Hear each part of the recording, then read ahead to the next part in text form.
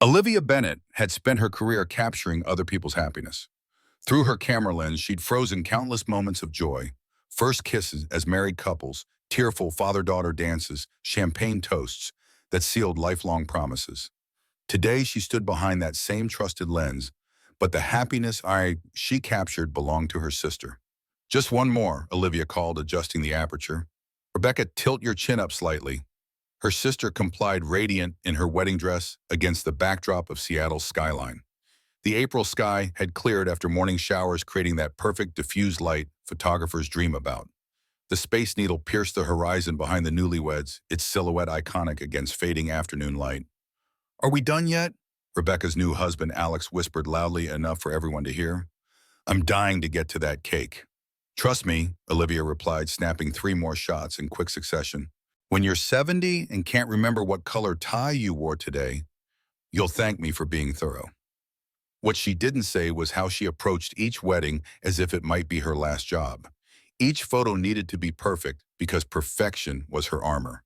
Behind her professional smile lurked the shadow of her own wedding, the one that never happened after she discovered her fiancé had been stealing both her heart and her work for years.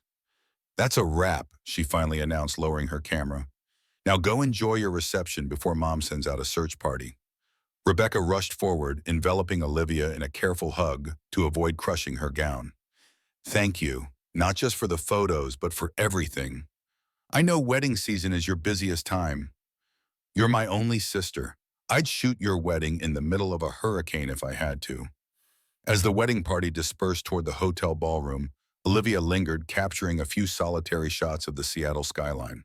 Photography had always been her refuge, the one place where she controlled the narrative, decided what was worthy of being remembered. The viewfinder created convenient distance, a barrier between herself and a world that had once cut her deeply.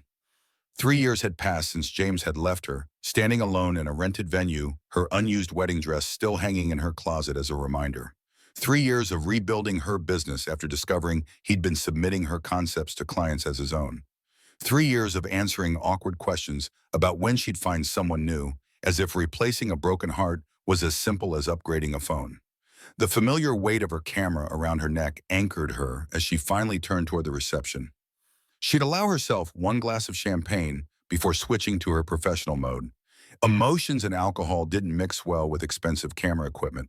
The hotel ballroom had been transformed into an elegant garden oasis with hanging greenery and soft twinkling lights. Olivia navigated through clusters of guests, nodding at familiar faces, mostly Rebecca's friends and their extended family. The Bennett family wasn't large, but they compensated with volume and enthusiasm.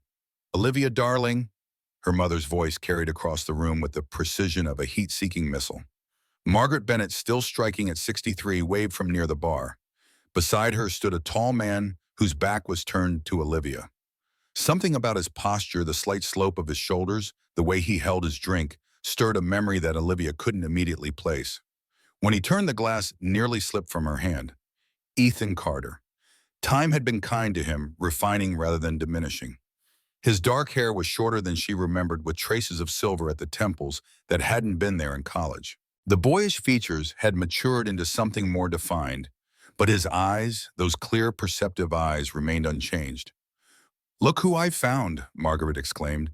"Ethan was just telling me about his new architectural project downtown." Olivia approached slowly, schooling her features into professional neutrality. "What, it's been a while." His smile was cautious, revealing the same small dimple in his right cheek. "Almost 8 years, I think." He extended his hand, an oddly formal gesture given their history. "It's good to see you, Liv." The nickname sent an unwelcome ripple through her chest. Only he had ever called her that, not even James had adopted the habit. "It's Olivia now," she corrected, accepting his handshake with a grip that was perhaps firmer than necessary. "What brings you to Rebecca's wedding?" "Alex and I worked together on the Sullivan project last year. I was surprised to learn he was marrying a Bennett. Small world." "Microscopic," she agreed, taking a deliberate sip of champagne. Margaret's eyes darted between them, picking up on the undercurrent. "Ethan mentioned he's moved back to Seattle permanently. Isn't that wonderful? You two must have so much to catch up on from your university days." "Mom, I should check on the lighting for the first dance." Olivia turned to leave, but her mother's hand caught her wrist. Darling, your assistant can handle that. You've been working since dawn. Take a moment to reconnect with an old friend. Old friend. The label felt both inadequate and excessive. Ethan had been more than a casual acquaintance, but had vanished from her life so completely that friends seemed to stretch. Olivia remembered their last conversation, a tense exchange of words in a campus coffee shop that had ended with her walking away, convinced she'd never have to see him again. Actually, Ethan said, rescuing her, I should say hello to some of the other guests. Maybe we can catch up later, Olivia. He emphasized her full name with slight resignation, then nodded politely and moved toward the other side of the room. Olivia watched him go, noting how guests seemed naturally drawn to him, the same effortless magnetism he had had in college. That was rather cold, Margaret observed. What happened between you two? Ancient history, Olivia replied, draining her champagne. And not relevant today. This is Rebecca's day. Rebecca is blissfully focused on her new husband. You, on the other hand, have been hiding behind that camera of yours for 3 years. Her mother's voice softened. James was a mistake, but that doesn't mean you have to spend your life capturing other people's happiness instead of finding your own. The familiar argument lodged in Olivia's throat like a fishbone. I have to work, Mom. Someone paid a small fortune for these photos. Before Margaret could respond, the DJ announced the first dance. Olivia seized the opportunity, retreating to the edge of the dance floor where her assistant Maya waited with the secondary camera. Everything okay? Maya asked. You look like you've seen a ghost. Something like that, Olivia muttered, adjusting her settings for the dimmed lighting. Let's focus on Rebecca and Alex. For the next hour, Olivia lost herself in her work, moving around the periphery of the celebration like a benevolent spirit. Through her viewfinder, the world made sense again, compositions she could control, moments she could anticipate. She photographed the father-daughter dance, the cake cutting, the impromptu conga line led by her 70-year-old uncle. She was reviewing shots when Rebecca appeared at her side. You can't hide all night, her sister said. I'm calling in the bride card. Olivia lowered her camera. What does that entail? Participation. We're playing a game and I need you. Becca, I'm working. You've taken 800 photos already. Maya can cover for 20 minutes. Rebecca tugged her toward a circle of chairs where several guests had gathered, including Olivia, noted with dismay. Ethan. What is this? She asked suspiciously. Just a little wedding tradition Alex's family does. Sit. Rebecca pushed her into an empty chair directly across from Ethan, who looked equally ambushed. Alex's cousin, a boisterous man with a microphone, stood in the center. Ladies and gentlemen, it's time for truth or forfeit. Couples will test how well they know each other. Winners get a prize. Losers face a forfeit of the group's choosing. Olivia stiffened. I'm not part of a couple. Neither am I, Ethan added quickly, his eyes briefly flickering with something Olivia couldn't read. Perfect. Alex's cousin grinned in. Then you two can be partners. The solo players teaming up. Rebecca winked at Olivia. It'll be fun. You two were inseparable in college, right? Should be easy. Before Olivia could protest further question, cards were distributed. The game proceeded with predictable hilarity, couples guessing favorite foods, first date locations, most annoying habits. When it reached Olivia and Ethan, the question shifted. Since you're not a romantic couple, the host announced, we'll test your observational skills instead. Ethan, what camera model is Olivia using today? Ethan didn't hesitate. Canon EOS R5 with what looks like a 24-70mm lens. Olivia blinked in surprise. He was exactly right. Olivia, what's the name of Ethan's architecture firm? She opened her mouth, then closed it. She had no idea. Carter and Lewis Design, Ethan supplied when the silence stretched. Though in fairness, it's relatively new. The next 3 questions followed the same pattern. Ethan correctly identified her favorite coffee order, oat milk latte. Extra shot the subject of her final college photography project, abandoned urban spaces, and even her sister's middle name. Olivia, meanwhile, struck out on nearly everything about his current life. Final question, the host announced. For both of you, what was the title of the last book you recommended to each other? Their eyes met across the circle. A silent understanding passed between them. 8 years ago, during their final conversation, Ethan had slid a book across the coffee shop table. Read it sometime, he'd said. It might help you understand. The Architecture of Happiness, they said simultaneously. The crowd applauded their first synchronized answer, but Olivia saw the shadow cross Ethan's face. He remembered too. Well, that's 4 correct for Ethan and 1 for Olivia. The host tallied. I'm afraid that makes you our losing team. Time for your forfeit. Alex's mother stood up with mischievous delight.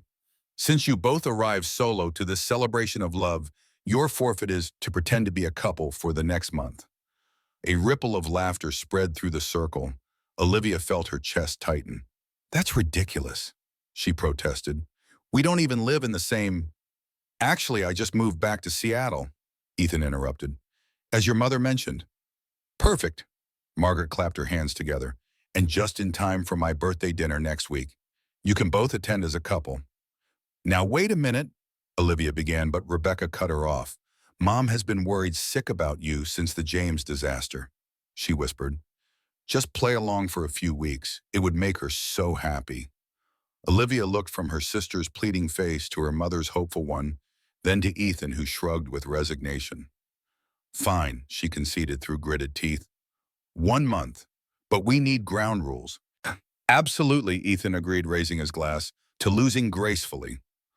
The crowd cheered, and Olivia forced a smile, already calculating how little effort she could put into this charade while still satisfying her family's expectations. Olivia's studio occupied the renovated top floor of an old brick building in Pioneer Square. Floor-to-ceiling windows flooded the space with natural light essential for reviewing prints, but also perfect for the small plant jungle she'd cultivated over the years.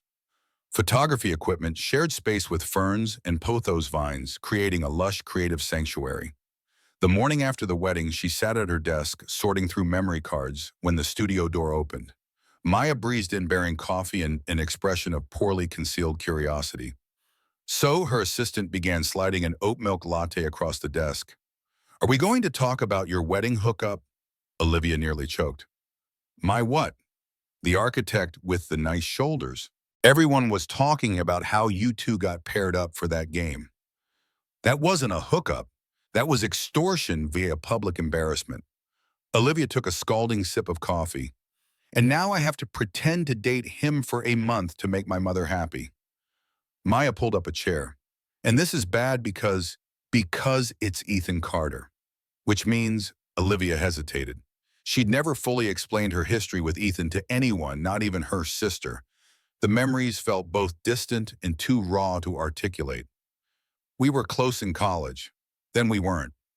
That's incredibly vague. It's incredibly complicated. Olivia turned to her computer. Can we focus on work? The Johnses want their engagement photos by Wednesday. Maya recognized the deflection, but didn't push. Fine. But for what it's worth, he didn't take his eyes off you all night. And not in a creepy way, more like he was memorizing you. The observation unsettled Olivia more than she wanted to admit. She buried the feeling under hours of photo editing, losing herself in the technical precision of adjusting light and shadow. By late afternoon, her phone chimed with an unfamiliar number. The text was brief: forfeit planning session, coffee at Elm Street Roasters, 6 p.m. Ethan and Olivia stared at the screen longer than necessary. Part of her wanted to ignore it, to pretend the ridiculous forfeit had never happened. But a larger part, the professional responsible part, knew that establishing parameters was the sensible approach. Fine. 6 p.m., Elm Street Roasters sat 3 blocks from her studio. The walk gave Olivia time to compose herself, to build mental walls against whatever complicated emotions seeing Ethan might trigger. She arrived deliberately 2 minutes late, scanning the cozy interior. He sat at a corner table with 2 mugs already waiting. The setting sun streamed through the windows, catching the silver in his hair. Something about the image, Ethan waiting patiently in the golden hour light, felt strangely familiar, like a photograph she'd taken in another life. You remembered my coffee order, she observed, sliding into the seat across from him. 4 out of 5 questions correct, he reminded her with a slight smile. Though I did have an unfair advantage. How's that? I've followed your work. He gestured to the laptop open beside him. Your photography site, your Instagram, the feature in Seattle Arts Monthly last year. The admission shouldn't have surprised her. Anyone could follow her public professional accounts, but it did. Why? Ethan's eyes met hers directly. Because you're talented, Liv Olivia, he corrected himself. Your composition has always been exceptional, but your recent work with light, It's extraordinary. The genuine admiration in his voice disarmed her. Thank you, she said, wrapping her hands around the warm mug, but we should discuss this forfeit situation. Right. He closed his laptop. I think we need parameters. Exactly, this isn't real and we both know it, so we need rules. Like a contract. Like boundaries, she clarified. For instance, this arrangement is strictly for appearances. No real emotions, no expectations beyond the required month. Agreed. Ethan nodded. What about public displays of affection? Olivia felt heat rise to her face. Minimal and only when absolutely necessary for believability. Hand-holding at most. Fair enough. He pulled out his phone. Let's establish the timeline. Your mother mentioned her birthday dinner next week. What else would convince her we're actually dating? For the next half hour, they outlined a schedule of appearances. Margaret's birthday, a gallery opening where Olivia was exhibiting Sunday brunch with her family, and a charity event Ethan's firm was sponsoring. 4 events spread over 4 weeks with minimal interaction required between them. That should satisfy the forfeit without too much disruption to either of our lives. Olivia concluded, finishing her coffee. Ethan studied her for a moment. Can I ask you something? Depends on the question. Why did you agree to this? You could have refused. Olivia considered deflecting but opted for honesty. Because my mother hasn't stopped worrying about me since James left. She thinks I'm broken somehow. The admission tasted bitter. This charade will give her a month of peace. You're not broken, Ethan said quietly. You don't know me anymore. I know enough. The intensity in his voice made her look up. Their eyes met, and for a moment Olivia glimpsed something beneath his composed exterior, a depth of feeling that disconcerted her. We should exchange contact information, she said, breaking the moment. For coordination purposes only. They swapped phone numbers and Olivia stood to leave, suddenly eager to escape the coffee shop's intimate atmosphere. One last thing, Ethan said as she gathered her bag. Our story. How we reconnected. We'll say we ran into each other at the wedding, obviously. And decided to give things another chance. Olivia frowned. What things, whatever our history was? Ethan's expression was carefully neutral. People will ask, we should align our stories. She hadn't considered this aspect, the need for a believable narrative about their past and present. The truth was too complicated, too raw, even after 8 years. We were college friends who lost touch, she said firmly. Now we're reconnecting. That's all anyone needs to know. Ethan didn't push, just nodded. Until next week, then. Outside, the spring evening had turned cool pink clouds scudding across the darkening sky. Olivia walked slowly back to her studio, trying to ignore the unsettled feeling in her chest. 1 month, she reminded herself. She could pretend for 1 month. She'd been pretending to be whole for 3 years already. What was one more performance? The week passed in a blur of client meetings and editing sessions. Olivia buried herself in work, accepting 2 last-minute bookings that kept her shooting well into the evenings. If Maya noticed the sudden uptick in her workload, she didn't comment. The night before her mother's birthday dinner, Olivia was sorting through props for an upcoming newborn shoot when her phone chimed. What's your address? I'll pick you up tomorrow. Ethan, the message was followed by another. Unless you'd prefer to meet there. Olivia hesitated, weighing her options. Arriving separately might undermine their couple charade, but giving Ethan her address felt like an unnecessary disclosure. I'll meet you outside the restaurant at 7. His reply came quickly. Understood. She set down her phone, annoyed at herself for feeling guilty. This wasn't a real date. It was an obligation. There was no need to follow traditional courtesies. Yet as she sorted through her closet that night, Olivia found herself considering outfits with unusual care. She finally selected a deep blue wrap dress she rarely wore, elegant but not obviously special. Her mother would notice if she appeared in her usual black photography attire. The restaurant her mother had chosen was an upscale Italian place overlooking Elliott Bay. Olivia arrived deliberately 5 minutes late, scanning the entrance for Ethan. He stood near the valet station, hands in the pockets of a charcoal suit that fit his tall frame perfectly. Something tightened in her chest, a reflex she immediately suppressed. This was work, she reminded herself, a performance with a defined end date. Sorry I'm late, she said, approaching. Ethan turned and his expression shifted subtly. His eyes moved over her with quiet appreciation. You look beautiful, he said simply. Before she could form a response, he extended his arm to her, a gesture both old-fashioned and oddly comforting. Olivia hesitated only briefly before slipping her hand into the crook of his elbow. "Ready?" he asked. "As I'll ever be." Inside, her mother had already claimed the best table with Rebecca and Alex beside her. Margaret's face lit up when she spotted them, her eyes immediately dropping to where Olivia's hand rested on Ethan's arm. "You came together," she exclaimed, rising to embrace them both. "Of course," Ethan replied smoothly. "I wouldn't miss celebrating with you, Mrs. Bennett." "Margaret, please. Mrs. Bennett makes me sound ancient." The dinner proceeded with surprising ease. Ethan charmed her mother effortlessly, asking thoughtful questions about her volunteer work and listening intently to stories Olivia had heard dozens of times. More surprising was how naturally they fell into the rhythm of a couple, Ethan pulling out her chair, Olivia automatically passing him the bread without being asked, their shoulders occasionally brushing as they sat side by side. "So, tell me," Margaret said as dessert arrived, "how exactly did you two reconnect beyond the wedding game, I mean?" Olivia tensed, but Ethan answered without hesitation.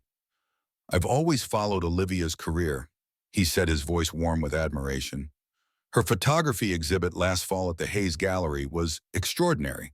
I attended but didn't approach her, wasn't sure if she'd want to see me. The wedding gave me the excuse I needed." Olivia stared at him, momentarily speechless. He had been at her exhibition. She scanned her memory, trying to recall if she'd noticed him there. "And you, Olivia," her mother prompted, "what made you give him another chance?" All eyes turned to her. This was the moment to maintain the fiction, to offer some palatable explanation that would satisfy her mother without revealing too much. "I—" She faltered, then felt Ethan's hand cover hers beneath the table, a gentle pressure and anchor. "I realize that sometimes people come back into your life for a reason," she finished, surprised by how genuine the words sounded. Margaret beamed. "Well, I, for one, am thrilled. Ethan, you must join us for Sunday brunch this week. It's a family tradition." "I'd be honored," he replied, his thumb tracing a small circle on Olivia's hand. The touch, though subtle, sent an electric awareness through her. She carefully withdrew her hand, reaching for her water glass. As the evening concluded, Ethan insisted on driving Olivia home despite her protests. "It's what a real date would do," he murmured as they waited for the valet. "And your mother is watching through the window." His car was a modest Audi, meticulously clean. As they pulled away from the restaurant, silence stretched between them, not uncomfortable exactly, but weighted. "You did well in there," Ethan finally said, eyes on the road. "Very convincing." "You too," Olivia hesitated, then added, "Were you really at my exhibition last fall?" His hands flexed slightly on the steering wheel. "Yes." "Why didn't you say hello? Would you have wanted me to?" The question hung in the air. Truthfully, Olivia didn't know the answer. A year ago, with the wound of James's betrayal still fresh, seeing Ethan might have been too much. "But now, I don't know," she admitted. They turned onto her street and she directed him to her apartment building. Ethan pulled up to the curb but made no move to get out, understanding without being told that the charade ended at the car door. "Thank you for the ride," Olivia said, gathering her purse, "and for being kind to my mother." "She's easy to be kind to. I see where you get your warmth." And the compliment caught her off guard. Warmth wasn't a quality she associated with herself anymore, not since James had systematically dismantled her trust in her own judgment. "I should go," she said, reaching for the door handle. "Olivia." Something in his voice made her pause. "There's something you should know before this goes any further." She turned to face him, suddenly wary. "What is it?" Ethan's expression was solemn in the dim car interior. "I'm not the same person I was in college. A lot has happened." "I would hope so. It's been 8 years." "Yes, but—" He seemed to be weighing his words carefully. "I just want you to know that whatever you remember of me, whatever happened between us then, I've changed." The cryptic statement raised more questions than it answered. Before Olivia could press him, her phone chimed with a text. "That's probably my mother making sure you delivered me safely," she said, breaking the tension. Ethan smiled, though it didn't quite reach his eyes. "Then I've fulfilled my boyfriend duties for the evening." The word boyfriend sounded strange coming from him, a label that belonged to a different reality than the one they inhabited. "Good night, Ethan," she said, stepping out of the car. "Good night, Liv." As she watched his taillights disappear down the street, Olivia couldn't shake the feeling that she was missing something important, that beneath the smooth surface of their arrangement lay currents neither of them was acknowledging. In her apartment, she kicked off her heels and checked her phone. The text wasn't from her mother, but from Rebecca. "You two look good together tonight." Almost had me convinced. Olivia didn't reply. Instead, she found herself opening her laptop and typing Ethan Carter, Architect, Seattle into the search bar. His firm's website appeared first, a sleek, minimalist design showcasing award-winning projects across the Pacific Northwest. She clicked through portfolio images of sustainable housing developments, a striking public library, a community center built from reclaimed materials. Then she found the About page with a professional photo of Ethan and his partner, Marcus Lewis. The biography was brief and focused on his professional achievements, degrees, awards, teaching position at the University of Washington's architecture program. Nothing personal, nothing that explained the shadow she occasionally glimpsed behind his smile or the cryptic comment in the car. Closing the laptop, Olivia moved to her dresser and opened the bottom drawer, her repository of things she couldn't quite discard but didn't want to see daily. Beneath old journals and college memorabilia lay a small worn book, The Architecture of Happiness, by Alain de Botton, the book Ethan had given her during their last conversation. She'd never read it. Olivia lifted it out, running her fingers over the cover. She should have returned it or donated it years ago, yet something had made her keep it buried but preserved. She was about to open it when her phone chimed again. This time it was Ethan. "Thank you for tonight. Next event, your gallery opening next Friday." The message was purely practical, focused on their arrangement. Olivia returned the book to its drawer and typed back yes, 7 p.m. Black tie optional. As she prepared for bed, she told herself the flutter in her stomach was merely apprehension about maintaining their charade. She'd spent 3 years rebuilding her walls. 1 month of pretending wouldn't be enough to threaten them. What she didn't anticipate was that the greatest threat wouldn't come from the pretense, but from the moments of unexpected authenticity that slipped through the cracks. The following morning, Olivia was selecting prints for the upcoming gallery show when Maya arrived with coffee and news. "You have a delivery," her assistant announced, nodding toward the studio entrance. A rather impressive one. In the reception area stood a large arrangement of wildflowers in a simple glass vase, not the typical tight bouquet of roses, but a naturalistic gathering of blue lupines, Queen Anne's lace, and native grasses that looked as if they'd been gathered from a meadow. "Secret admirer?" Maya asked, clearly fishing. Olivia plucked the small card nestled among the blooms. "For your studio. They reminded me of the wildflowers from your Cascades series." The gesture was unexpectedly thoughtful. The flowers did indeed echo the palette from her award-winning series on Alpine Meadows, a collection she'd shot during a solitary hiking trip after her breakup with James. "Not secret," Olivia finally replied. "Just complicated." She placed the arrangement near the window where afternoon light would illuminate the delicate blue petals. The flowers transformed the space, adding a touch of wild beauty to the ordered studio. Her phone felt heavy in her pocket. Common courtesy dictated she should thank him, but sending a text felt too casual for the thoughtfulness of the gift. Before she could overthink it, she pressed call.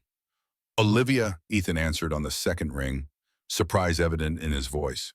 "The flowers arrived," she said, suddenly uncertain why she'd called instead of texting. "They're perfect for the space. Thank you. I'm glad you like them. I remembered how you used to photograph wildflowers in college." The observation made her pause. She'd almost forgotten those early photography experiments, lying on her stomach in campus meadows, capturing the intricate structures of common plants that most people overlooked. "I didn't think you paid attention to my photography back then," she admitted. A brief silence.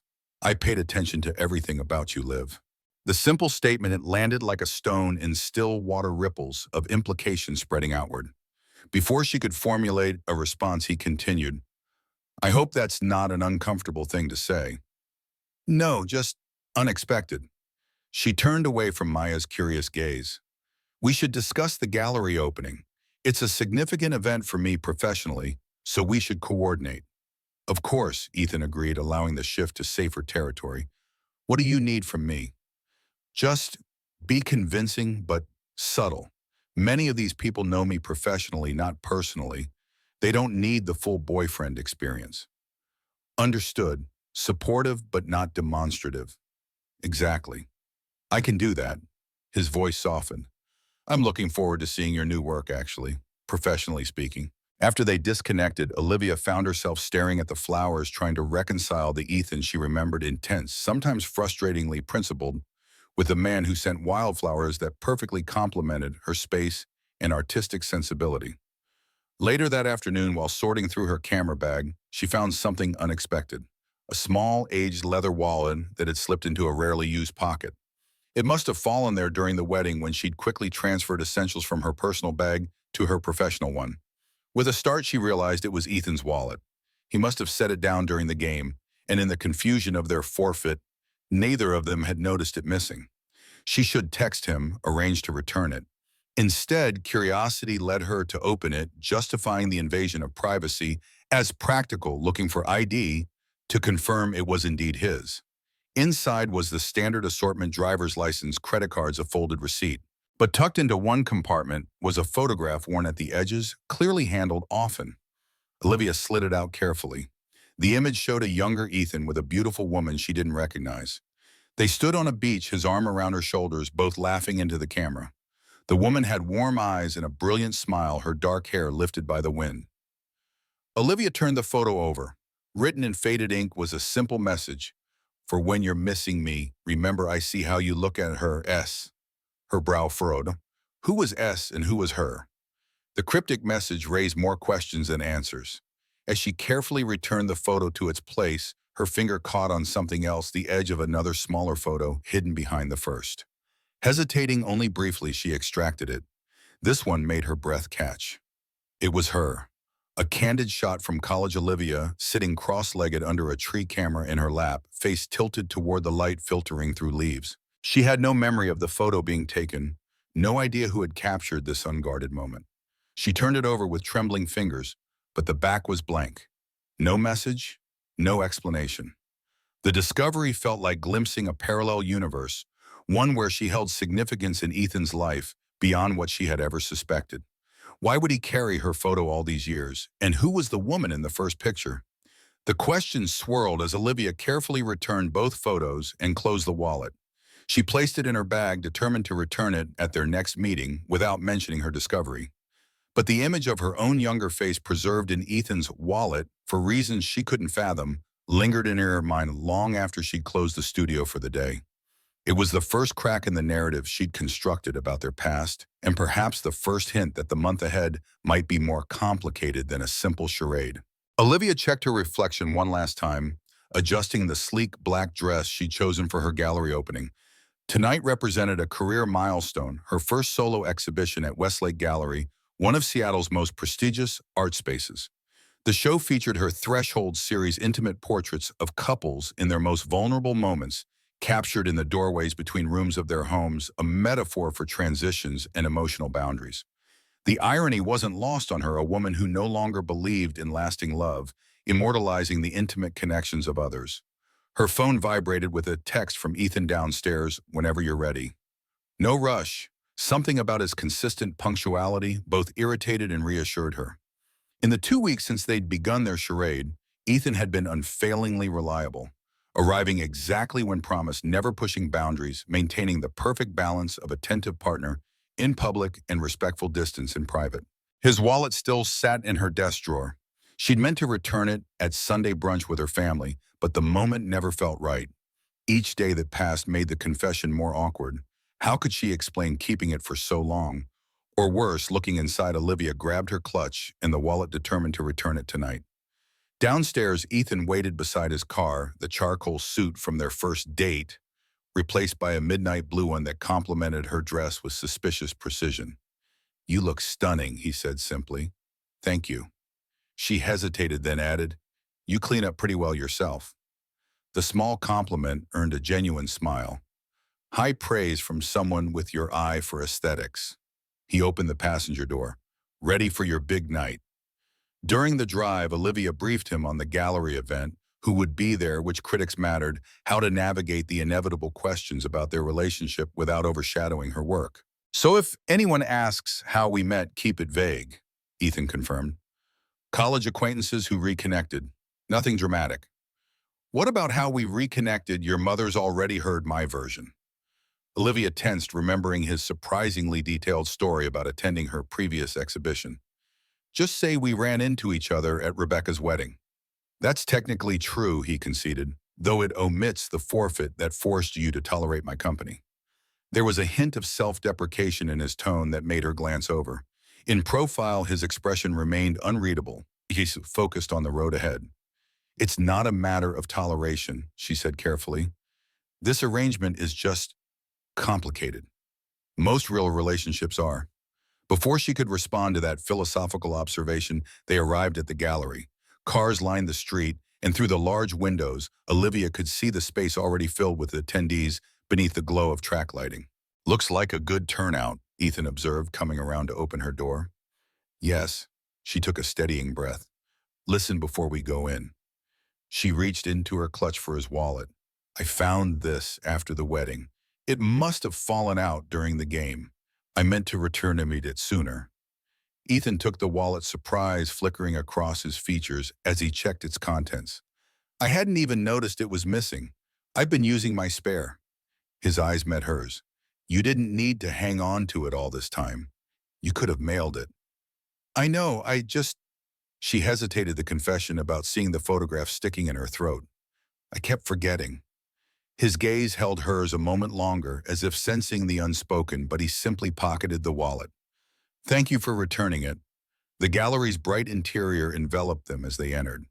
Olivia was immediately swept into congratulations and introductions, moving from group to group with practiced ease. Ethan remained a constant presence at her periphery, close enough to appear coupled, but never intrusive, stepping in smoothly when social convention required it. She caught glimpses of him, studying her photographs with genuine attention, lingering longer before some images than others. Once she spotted him in quiet conversation with Martin Weiss, Seattle's most notoriously critical art reviewer. Whatever Ethan said made the older man laugh, a rare occurrence that unsettled her. Martin didn't laugh. He dismantled artistic pretension with surgical precision. Your boyfriend is quite charming, Diana Reynolds remarked, appearing at Olivia's elbow with two champagne flutes.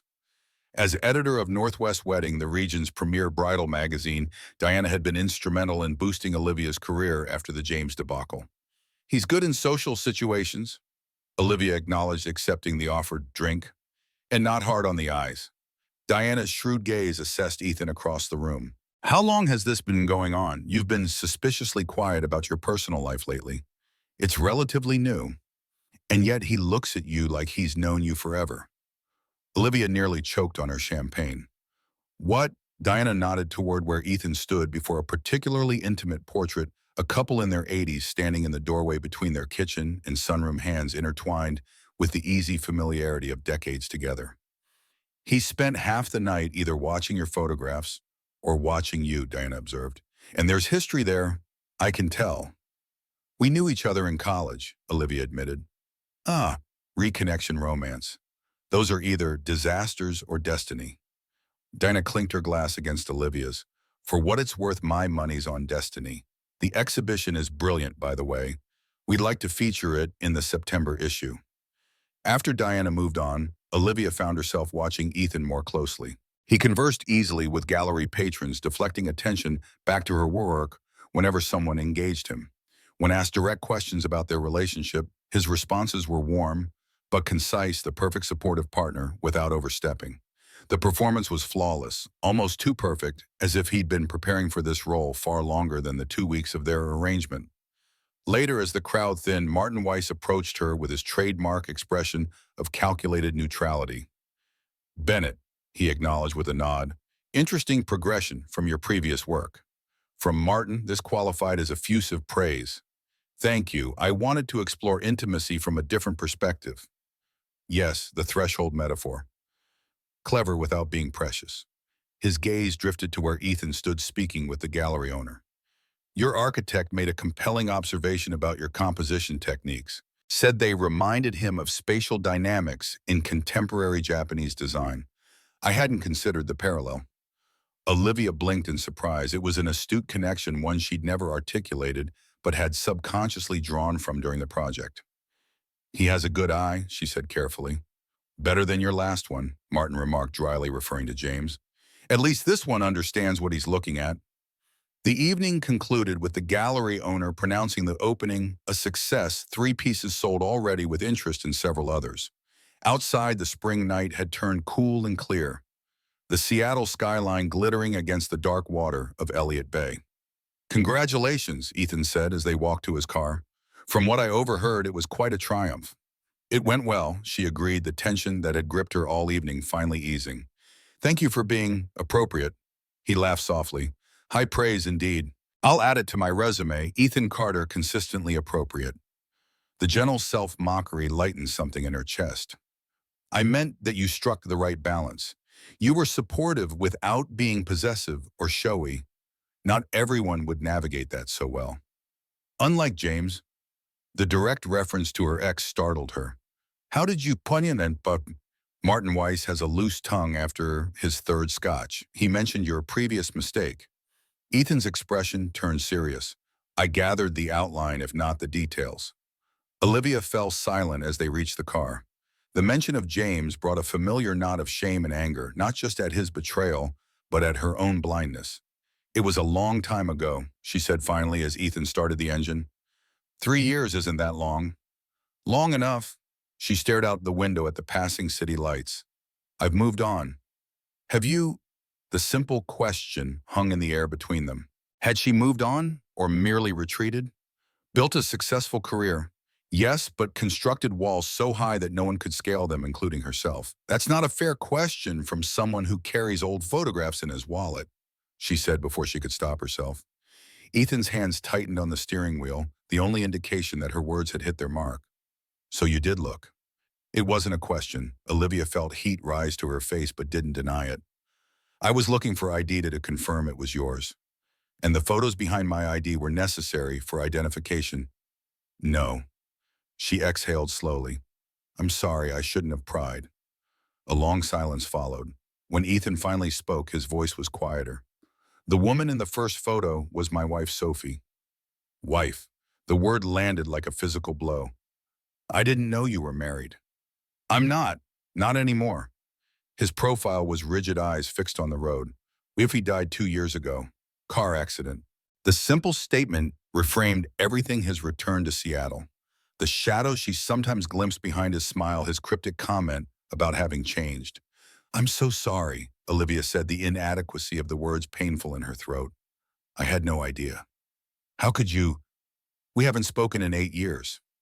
They drove in silence for several blocks, the weight of his revelation filling the space between them. Olivia struggled to reconcile this new information with the image of Ethan she'd constructed, the successful architect, playing along with a ridiculous forfeit, the college acquaintance with whom she shared complicated history. "The other photo," she finally said. "The one of me, why do you have that?" Ethan's jaw tightened. "That's a longer conversation." "We have time." "Do we?" He glanced at her briefly. "Our arrangement has a built-in expiration date. 2 more weeks and you're free of this charade." The reminder stung in a way Olivia hadn't anticipated. "That doesn't answer my question."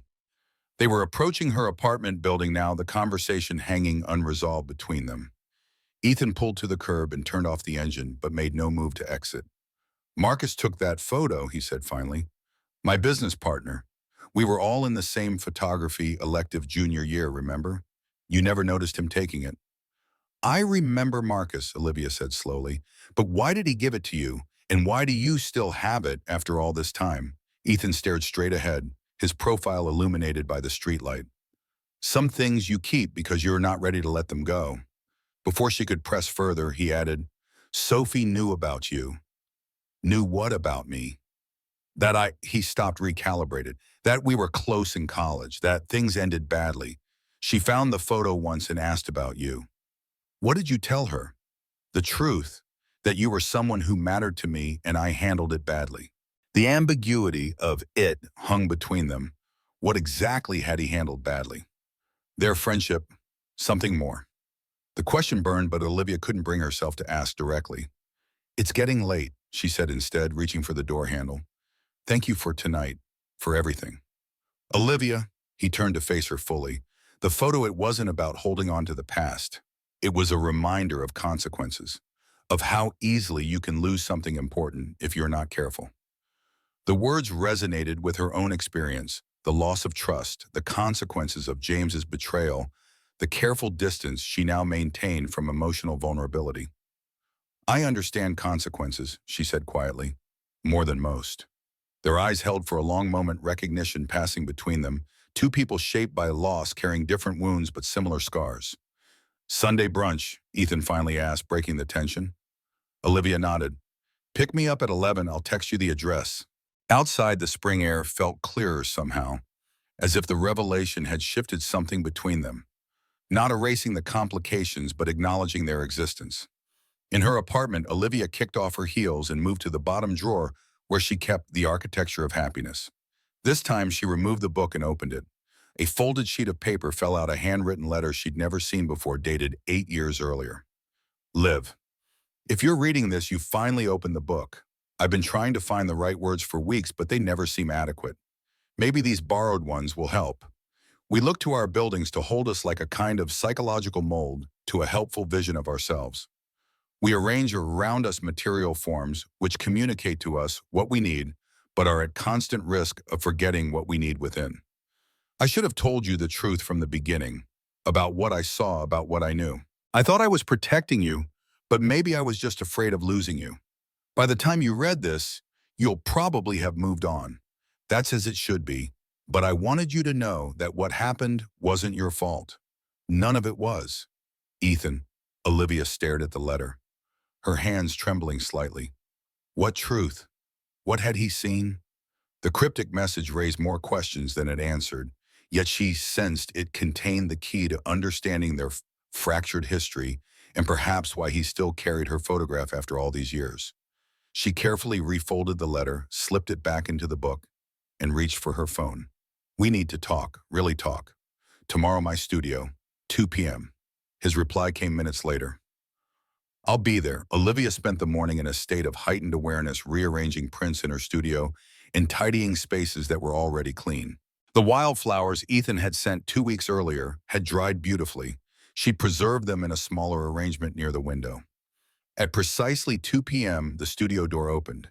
Ethan entered more casually dressed than she'd seen him in their recent dates, jeans and a simple button-down that reminded her of their college days. "Thanks for coming," she said, gesturing him toward the small sitting area where she sometimes met with clients. "Your message sounded important." He sat on the edge of the sofa, posture slightly tense. "Is everything okay?" Olivia retrieved the book and letter from her desk. "I found this last night." Recognition flickered in Ethan's eyes as she placed them on the coffee table between them. "You never read it, the book or the letter?" "No," she admitted, "not until last night." 8 years is a long time to leave a book unread.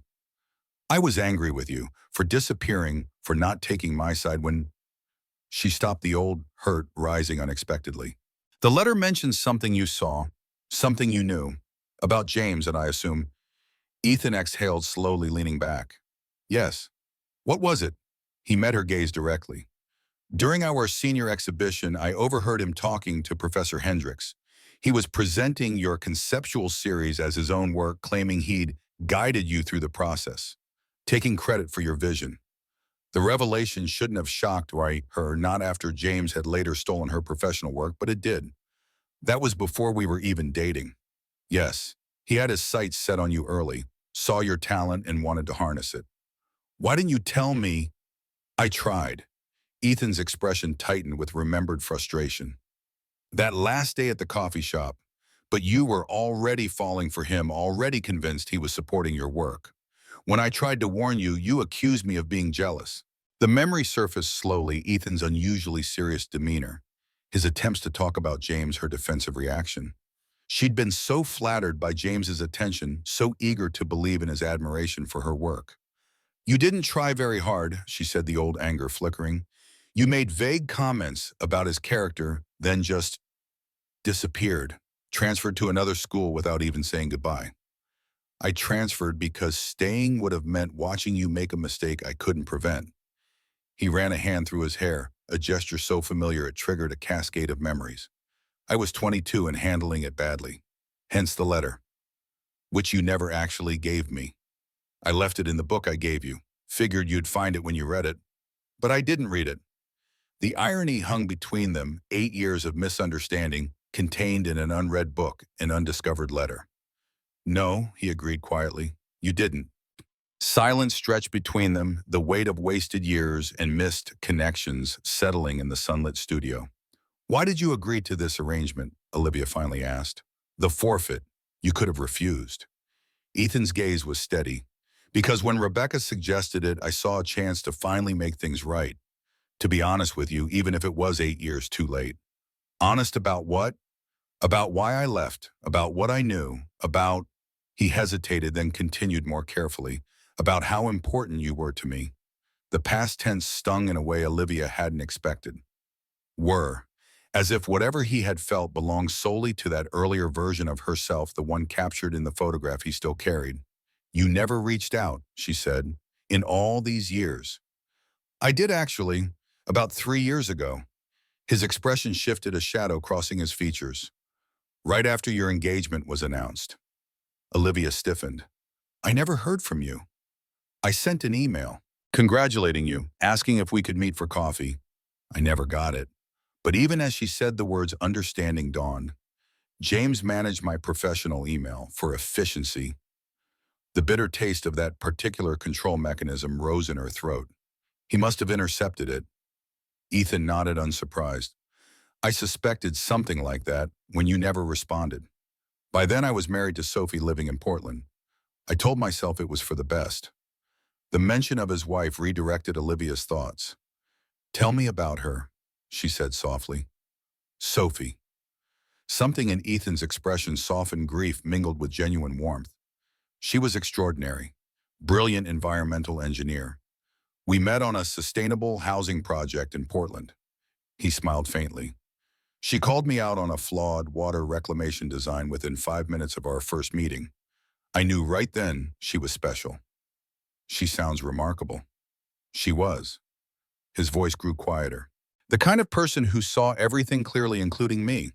She knew about you from the beginning, said I talked about you differently than anyone else from my past. Olivia swallowed against the sudden tightness in her throat. The message on the back of her photo, I see how you look at her. Was she talking about me? Ethan's gaze dropped to his hands. Yes. But you were married. You loved her. Completely, he confirmed without hesitation. Sophie and I had a genuine partnership. Deep love. But she always said that hearts aren't simple architectures, that they have rooms for many kinds of love. The metaphor resonated with Olivia's own work, the thresholds between spaces, the way people carried their pasts into their presence. What happened? She asked gently. With the accident, pain flickered across his features. Rainy night, logging truck jackknifed on the highway. Sophie was, he paused, collecting himself. She was killed instantly. I was in the passenger seat, walked away with a broken arm and some scars. I'm so sorry, Ethan. The hardest part was afterward, the randomness of it.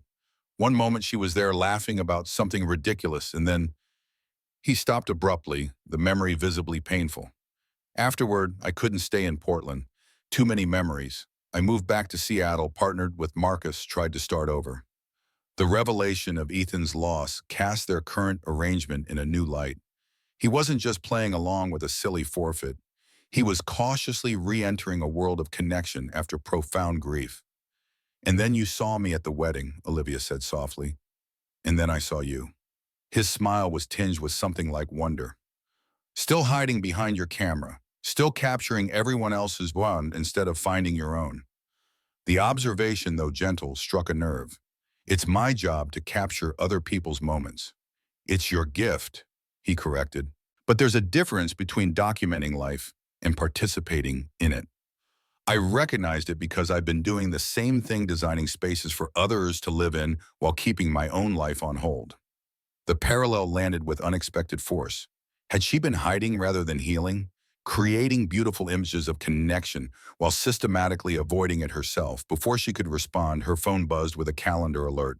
A client consultation in 30 minutes. I have to get ready for a meeting, she said, reluctance coloring her tone. Ethan nodded, rising. Of course. As they walked to the door, an unfamiliar awkwardness descended the script of their pretend relationship, suddenly inadequate yet a real one, uncharted territory. Sunday brunch is still on, he asked, pausing at the threshold. Yes, 11 o'clock. Olivia hesitated, then added, Thank you for telling me about everything. 8 years late, he said with a self-deprecating smile. Better late than never. His eyes held hers for a moment longer than necessary, and Olivia felt a familiar flutter, the same one she'd experienced in college when he'd look at her certain way, a sensation she'd buried beneath layers of practicality and professional focus. After he left, she turned back to her studio, seeing it through new eyes. The carefully controlled environment, she'd created the beautiful but safe space that reflected her approach to life since James. Even her Threshold series took on new meaning, capturing people poised between spaces, but never fully committing to crossing over. Her client arrived precisely on time, a young couple planning their wedding. As Olivia discussed their vision, showing portfolios and explaining packages, she found herself studying them with fresh perspective, the way they leaned toward each other unconsciously, finishing each other's sentences, sharing silent communications through glances. Later reviewing the day's revelations, Olivia realized something disturbing. Their arrangement had been meant as a charade, a performance with clear boundaries and an expiration date. But somewhere between Margaret's birthday dinner and today's conversation, something had shifted. The lines between pretense and reality had blurred, creating a threshold she hadn't anticipated crossing. 2 more weeks, she reminded herself. 2 more weeks of pretending, and then they could return to their separate lives, the forfeit fulfilled. The thought brought no comfort. Sunday brunch with the Bennett family had become a decades-long tradition held at her mother's craftsman home in Queen Anne. Olivia arrived early to help set up, only to find her mother and Rebecca already deep in food preparation, the kitchen filled with delicious aromas. There she is, Margaret beamed. I was beginning to think you'd overslept. Or perhaps stayed elsewhere last night. Olivia rolled her eyes at her mother's less than subtle fishing. I was editing late. The Johnson wedding needed extra retouching. On a Saturday night, Rebecca raised an eyebrow, sliding a tray of pastries into the oven. While the rest of us mere mortals were having social lives. Photography is my social life. No, darling, that's called work, Margaret corrected. Though I suppose that's changing now with Ethan back in the picture. Olivia busied herself arranging fruit on a platter, avoiding her mother's knowing gaze. It's still new, Mom. Don't start planning another wedding yet. Who said anything about weddings? I'm just pleased to see you with someone who appreciates you properly. Margaret's voice softened. The way he looked at your photographs at the Guizzeria opening with such understanding.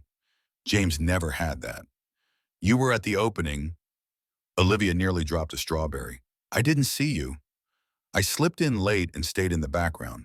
Didn't want to intrude on your professional moment. Her mother smiled.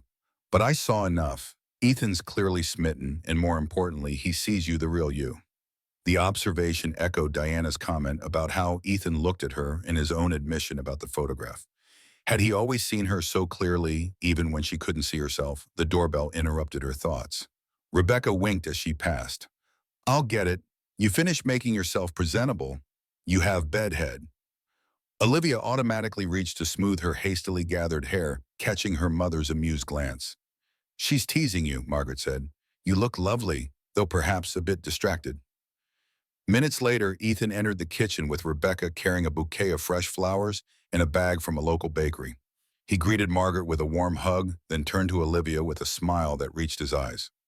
Good morning, he said, voice pitched just for her. I brought your favorite.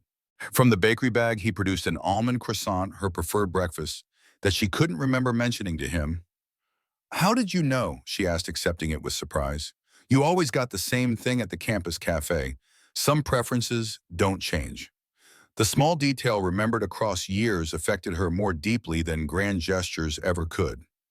He had paid attention not just to the obvious, but to the small particulars that constituted a person's habits and taste.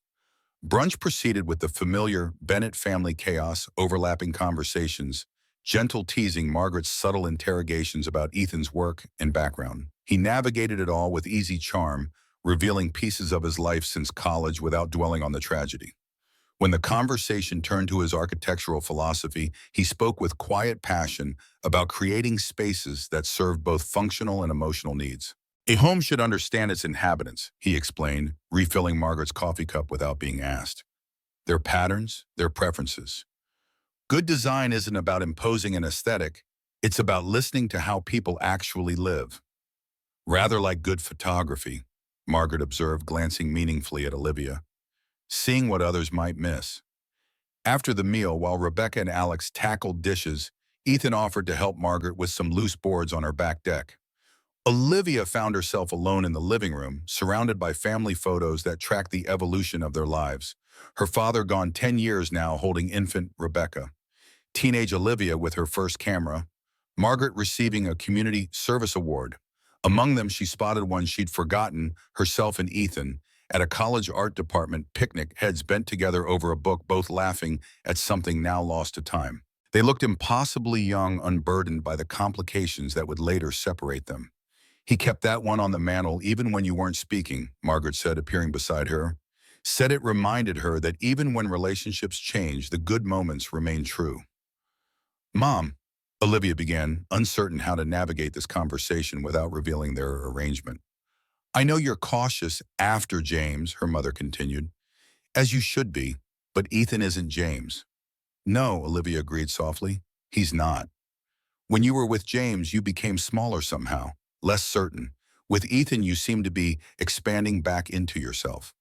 Margaret touched her daughter's shoulder gently. That's worth paying attention to. Before Olivia could respond, Ethan and Rebecca returned from the deck, deep in conversation about sustainable building materials. Watching him gesture animatedly, completely engaged, Olivia realized how seamlessly he had integrated into her family circle, not as a performance, but with genuine connection. Later, as they prepared to leave, Rebecca pulled Olivia aside. So, the forfeit is working out better than expected, huh? Olivia froze. What do you mean? Her sister grinned. Oh, come on, the way you look at him when you think no one's watching, that's not acting. It's complicated, Becca. The best things usually are. Rebecca squeezed her arm. Just don't overthink it into oblivion. Some chances don't come around twice. But they had, Olivia realized as she and Ethan walked to his car. Against all odds, their paths had crossed again after 8 years of silence and misunderstanding. The question wasn't whether they'd been given a second chance, but what they would do with it. Your family is wonderful, Ethan observed as they drove away from Margaret's house. They always were. They like you, Olivia replied. Always did.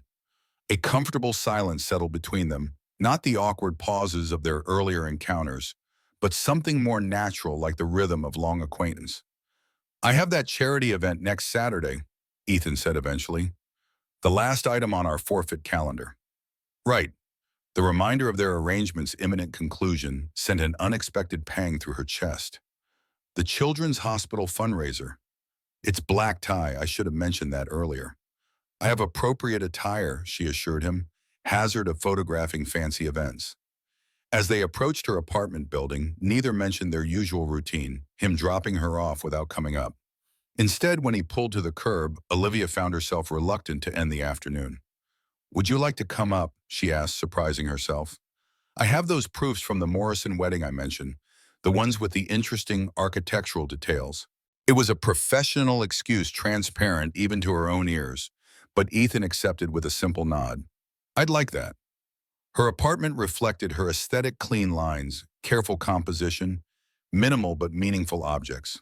Photography books lined shelves along one wall, while large windows offered views of the city and filled the space with natural light.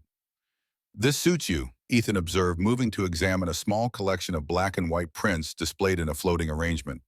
Your own photographs? No. Olivia set her keys on the entry table. Those are by a Vietnamese photographer I met last year. His work on post-war reconciliation was extraordinary. Ethan studied the images with genuine interest, and Olivia found herself watching him, the careful way he considered each photograph, the slight furrow of concentration between his brows. The same expression he'd had in college when analyzing a challenging text or complex design problem.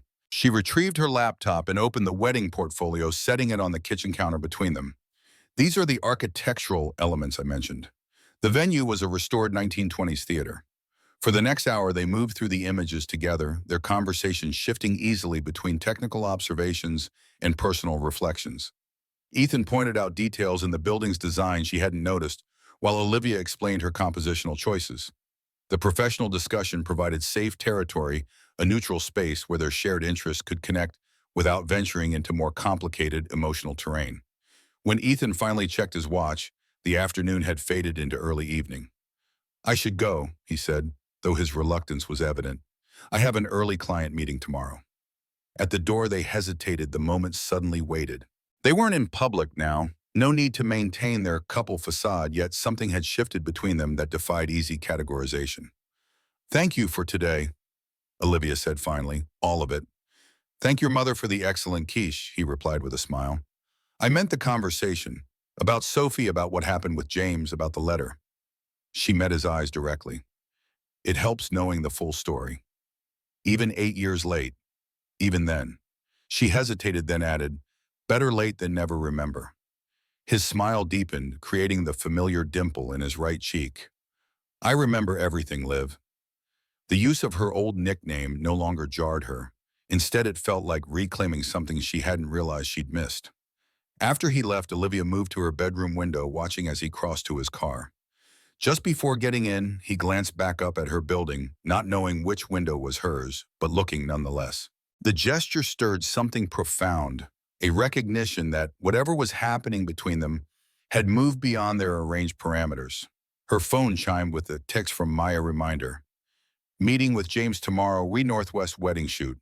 Want me to come as buffer?" The message landed like a cold stone. In the warmth of the day with Ethan, she'd completely forgotten tomorrow's dreaded appointment. The magazine shoot Diana had commissioned required coordinating with several photographers, including James, who had somehow maneuvered his way onto the project. "Yes, please," she texted back, 9 a.m. sharp. Setting down the phone, Olivia moved to her closet and pulled out the garment bag containing her unused wedding dress. For 3 years, she'd kept it not out of sentimentality, but as a reminder of her own blindness, her failure to see what had been directly before her. Perhaps it was time to let go of that particular reminder. The lesson had been learned. Carrying the dress forward served no purpose except to anchor her to pain she'd outgrown. Tomorrow she would face James with new understanding, not just of his deception, but of her own journey since then. The knowledge Ethan had shared changed the narrative she'd constructed about her past, offering a different perspective on the choices she'd made and the person she'd become. The studio felt unusually bright the next morning, sunlight streaming through the windows to illuminate dust motes dancing in the air. Olivia had arrived early to prepare, arranging her portfolio with careful precision and setting out coffee for the meeting. Maya arrived at 8:45, dressed more formally than usual, her own subtle armor for the encounter ahead. "You look surprisingly calm," she observed, studying Olivia's face. "I expected more tension." "I had a revelatory weekend," Olivia replied, sorting through lens filters with deliberate focus. "Ethan-related revelations." "Partly." She didn't elaborate, not ready to articulate the complex shift in her understanding. At precisely 9, the studio door opened. James Mitchell entered with the same confident stride Olivia remembered, tall, impeccably dressed, with the calculated dishevelment that had once seemed charming, but now read as affectation. He'd aged well, she noted dispassionately, but there was a tightness around his eyes that hadn't been there before. "Olivia." His smile held the perfect balance of professional distance and personal history. "You look wonderful. Success clearly agrees with you." 3 years ago, that smile had been her undoing, the practiced warmth that had made reconciliation seem possible right until the moment she discovered the stolen portfolio on his laptop. Now she felt nothing but a detached curiosity, like examining an old photograph of someone she used to know. "James." She extended her hand for a businesslike shake. "Thank you for coming. Diana speaks highly of your recent work with destination weddings." If her formality disappointed him, he didn't show it. They settled at the conference table, Maya taking detailed notes as they discussed the logistics of the magazine and shoot a feature on unconventional wedding venues across Washington state. James was professional, his suggestions reasonable, his demeanor respectful. Yet Olivia caught the occasional glance, assessing, calculating, that reminded her of Ethan's warning. He had seen this quality in James years before she had recognized the ambition that would eventually consume their relationship. "I think we've covered everything," Olivia concluded after 45 efficient minutes. "Maya will coordinate the equipment rentals and location permits." James nodded, gathering his materials. "It will be good working together again. We always did bring out the best in each other professionally." The revisionist history might have angered her once. Now it's simply confirmed what she already knew. James lived in a reality of his own construction, one where his actions were always justified. Actually, she said carefully, I think we're better suited as colleagues than collaborators. Professional distance will serve the project best. Something flashed in his eyes, irritation perhaps, or recognition that his attempt at rewriting their history had failed. Of course, whatever makes you comfortable. As he reached the door, he paused. I heard you're seeing someone, an architect. The question caught her off guard, not the inquiry itself, but the source. News travels fast in small circles. I ran into Marcus Lewis at a fundraiser last month. He mentioned his partner was seeing an old college friend. James studied her with that penetrating gaze that had once made her feel special, seen. Ethan Carter, right? You two were close in school. The casual reference to Ethan unsettled her more than anything else in their interaction. I don't think my personal life is relevant to our professional collaboration. James held up his hands in mock surrender. Just making conversation. No agenda. His smile turned rueful. Believe it or not, I'm glad you found someone who appreciates your talent. I didn't, not properly. That was my loss. The admission, likely calculated to appear gracious, still carried an unexpected weight. 3 years ago, she desperately wanted to hear him acknowledge what he'd done. Now the words seemed hollow, a performance for an audience that had moved on. Thank you for saying that, she replied evenly. I appreciate your professionalism today. This project means a lot to Diana. After he left, Maya let out a long breath. Well, that was anticlimactic. I was prepared for fireworks. Fireworks require oxygen, Olivia said, turning back to her desk. I'm not interested in providing any. Very zen of you. Maya tilted her head, studying her boss with new consideration. This wouldn't have anything to do with a certain architect who's been texting you all morning, would it? Olivia glanced at her phone, where indeed several messages from Ethan had accumulated updates on his morning meeting, a question about an exhibit they'd discussed, a recommendation for a book on Japanese spatial concepts. It has to do with perspective, she said finally, understanding that some views only make sense from a distance. The rest of the day passed in productive focus. Olivia reviewed potential locations for the magazine shoot, finalized contracts for upcoming weddings, and spent 2 hours editing a particularly challenging set of engagement photos. Through it all, the conversation with James receded in significance, overshadowed by the subtle anticipation of seeing Ethan at the charity event on Saturday, their final official date. That evening, as she was closing the studio, her phone rang. Ethan's name appeared on the screen. Hey, she answered, suddenly aware of how naturally they'd slipped into regular communication.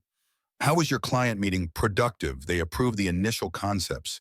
His voice carried the satisfied tone of creative fulfillment. How was yours? She hadn't mentioned the meeting with James yet. Somehow he'd remembered. Another small detail noted another thread in the tapestry of attention he consistently wove. Surprisingly painless, she replied, locking the studio door behind her. Professional even. James always could perform when necessary. The observation held no judgment, just accurate assessment. He mentioned seeing Marcus at a fundraiser. Knew we were seeing each other. A brief pause. Seattle's architecture and photography circles overlap more than you'd think. Does that bother you, people knowing? The question carried layers of meaning. Was she bothered by the gossip, by the blurring of their arrangement's boundaries, by the implications of being publicly linked to Ethan beyond their agreed timeline? No, she said, surprising herself with the certainty in her voice. It doesn't bother me at all. The silence that followed felt weighted with possibilities. Neither was quite ready to articulate. Finally, Ethan spoke again, his tone deliberately lighter. I was calling about Saturday. The event starts at 7, but there's a private reception for donors at 6. Would you mind going early? Not at all, Olivia said, heading toward the parking garage. Will we need to maintain our cover story there too? About that, he hesitated. Marcus will be there. He knows the circumstances of our arrangement.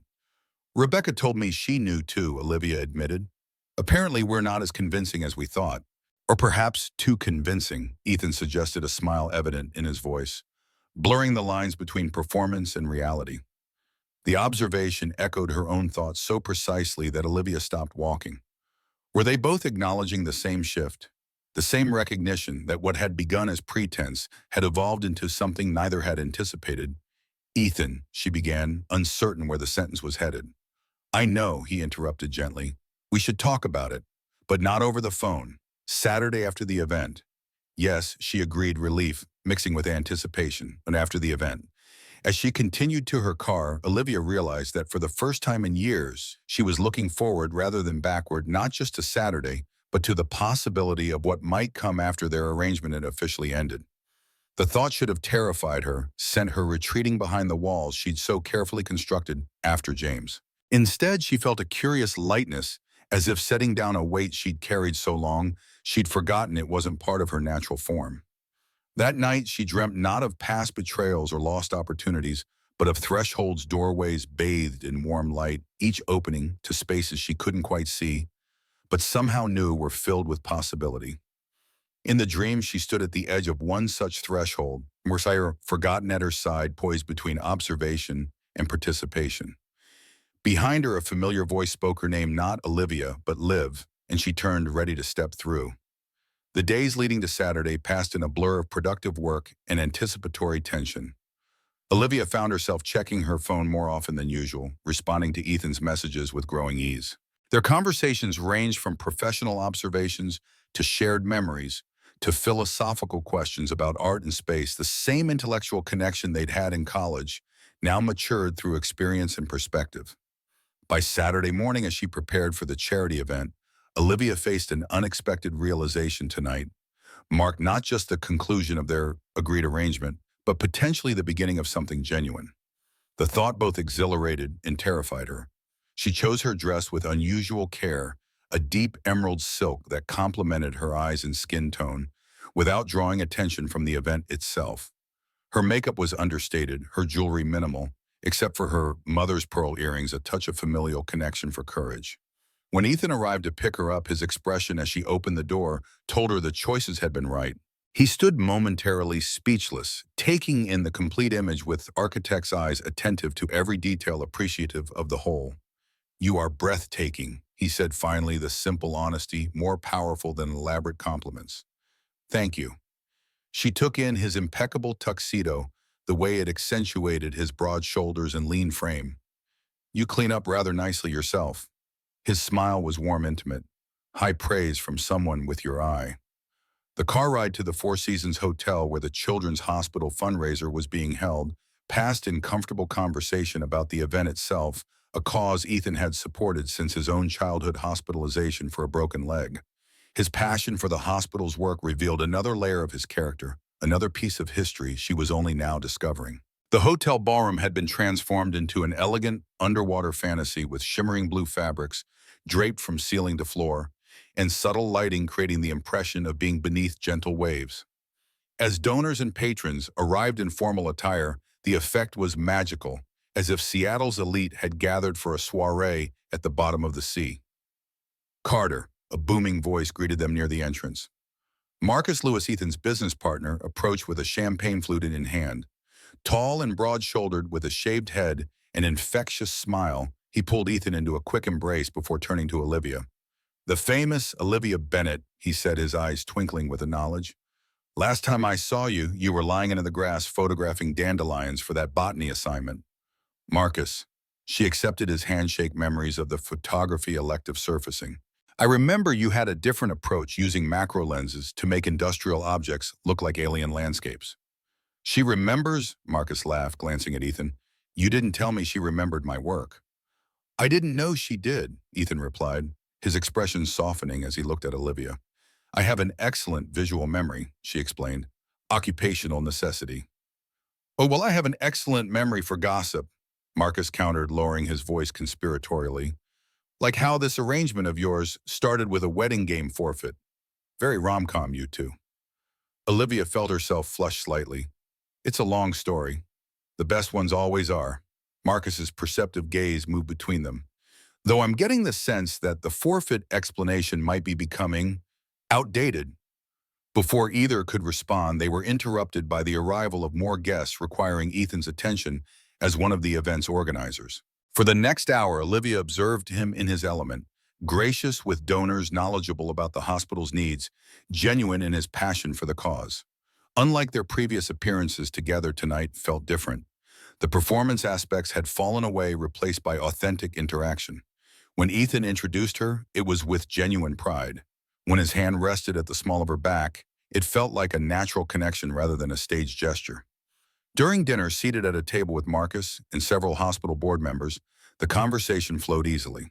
Olivia found herself fully engaged not just as Ethan's plus one, but as herself, offering insights on a proposed photography project documenting children's healing journeys, suggesting visual approaches that might resonate with potential donors. "You two make quite the creative powerhouse," observed an elderly board member watching their animated exchange of ideas. "Architecture and photography, both arts of seeing what others miss." The comment might once have made Olivia retreat into professional distance. Instead, she found herself meeting Ethan's eyes across the table, recognizing the truth in the observation. They did see differently, yet complementarily, his focus on how spaces shaped experience, hers on capturing the emotional essence of moments. After dinner came the auction, with Ethan taking the stage briefly to introduce a special lot architectural plans for a custom playhouse donated by his firm. Watching him speak with passionate conviction about creating healing environments for children, Olivia felt something shift within her, the final piece of a puzzle falling into place.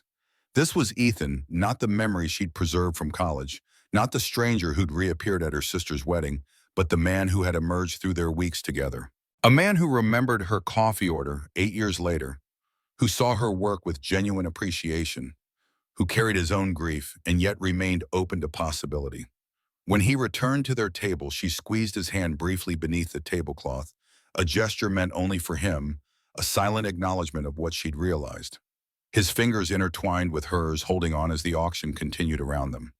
Later, as the formal program concluded and the evening transitioned to dancing and mingling, Ethan led her toward a quiet terrace overlooking Elliott Bay. The Seattle night spread before them, the water reflecting city lights like scattered stars. "Successful event," Olivia remarked, accepting the glass of sparkling water he'd brought her. "You should be proud. We exceeded our fundraising goal." He stood beside her at the railing, close but not touching. "Thank you for coming. I know these formal functions aren't your favorite." "I didn't mind this one." She turned to face him. "It meant something to you. That makes a difference." The admission hung between them, simple yet profound in its implications. What mattered to him had begun to matter to her, the separation between their lives, less defined than when they'd begun their arrangement. "So," Ethan said after a moment, his voice carefully neutral, "our forfeit is officially fulfilled. 1 month of pretending as required." "Is that what we've been doing?" Olivia asked softly. "Pretending?" Boy, his eyes searched hers, looking for something beyond the words. "Not for a while now, I think." "No," she agreed. "Not for a while." The admission should have terrified her, this acknowledgement that boundaries had blurred, that feelings had developed despite their careful parameters. Instead, it felt like stepping into natural light after too long in a darkened room, momentarily disorienting, but ultimately right. "Where does that leave us?" Ethan asked, the question gentle but direct. Olivia considered the journey that had brought them to this moment, the misunderstanding 8 years ago, the separate paths that had shaped them both, the chance reunion that had offered unexpected second chances. "At a threshold," she said finally, the metaphor of her exhibition coming full circle. "Standing between what was arranged and what might be chosen. And if I said I'd like to step across that threshold..." His voice held no pressure, just honest inquiry. "Not as part of any arrangement, but simply as myself asking to explore whatever this is becoming." The old fear flickered briefly, the memory of James's betrayal, the protective walls she'd built, the safety of emotional distance. But behind that fear stood something stronger, the recognition of Ethan's consistent authenticity, the way he had seen her, truly seen her from the beginning. "I think," she said carefully, "I might be ready to step across with you." The smile that spread across his face held no triumph, only quiet joy. He didn't rush forward, didn't press for declarations or promises. Instead, he simply extended his hand, an invitation, not a demand. Olivia took it, feeling the warmth of his palm against hers, the solidness of the connection. It wasn't a dramatic gesture, no sweeping cinematic moment, but something more meaningful. a conscious choice, a deliberate step from the safety of observation into the vulnerability of participation.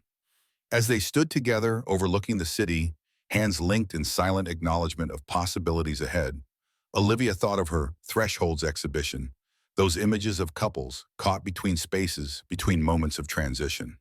She had captured those images as an observer, documenting others' journeys while remaining apart. Tonight, for the first time in years, she had stepped into her own frame, becoming not just a chronicler of connections, but a participant in one. The camera was absent, but the moment imprinted itself on her memory with perfect clarity. The lights of Seattle reflecting in dark water, the warmth of Ethan's hand in hers, and the sense of a story not ending, but truly beginning. Their forfeit was complete, the pretense concluded. What came next would be entirely of their own creation, a relationship built not on arrangement, but on choice, on second chances, and belated understanding on seeing and being truly seen. The morning after the charity event dawned with unusual clarity, both in the Seattle sky and in Olivia's mind. She woke early, the events of the previous night replaying with crystalline precision, not just the words exchanged on the terrace, but the feeling of standing at a precipice and choosing finally to step forward rather than back. They hadn't ended the evening with grand gestures or declarations. After their moment on the terrace, they had rejoined the party, danced one slow dance with a comfortable awareness of each other, and parted with a simple, promising kiss at her door, the first genuine kiss of whatever they were becoming. The restraint felt right, acknowledging that what was building between them deserved patience, deserved space to unfold at its own pace. Her phone chimed with a text from Ethan. "Good morning. Dinner tonight, my place this time. No pretense, no forfeit, no audience, just a straightforward invitation." Olivia smiled as she typed her response. "Yes, what can I bring?" His reply came quickly. "Just yourself. 7 p.m. I'll text the address." The simple exchange carried none of the anxieties such invitations had triggered in the past 3 years. Instead, Olivia felt a quiet anticipation as she moved through her morning routine. She had a wedding consultation at 11 and Prince to approve by 3, but the day stretched before her with a sense of possibility that transcended her professional obligations. At the studio, Maya noticed the shift immediately. "Someone's in a good mood," she observed, eyeing Olivia over her coffee cup. "Charity event must have gone well." "It was nice," Olivia replied, deliberately understated. "Nice enough that you're actually humming." Maya's expression turned knowing. "The forfeit month is over, isn't it? So this would be, what?" "The first official non-pretend date." Olivia glanced up from her computer. "Has anyone ever told you you're unnervingly perceptive?" "It's why you hired me." Maya grinned. "That and my exceptional ability to calm bridezillas. So real relationship territory now. We're exploring possibilities." Olivia admitted the words, feeling both cautious and liberating, taking it slowly. Like glacially slowly, or normal human slowly, because you two have 8 years of history, plus a month of fake dating as groundwork. That's not exactly moving fast. Olivia laughed, surprised by how light she felt. "Point taken, but there's a lot to navigate his loss. My trust issues are complicated past. All the more reason not to waste more time." Maya's expression softened. "For what it's worth, the way he looks at you, that's the real deal. I've photographed enough couples to recognize it." The observation echoed what others had noticed: Diana, her mother Rebecca, all seeing what Olivia herself had been slow to acknowledge, that Ethan's feelings ran deeper and had endured longer than she'd allowed herself to believe.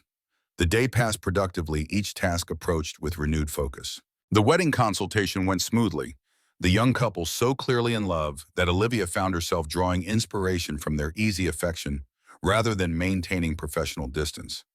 For the first time in years, witnessing others' joy didn't feel like observing an alien country she could no longer visit. It felt like a reminder of emotional possibilities she was finally allowing herself to reconsider.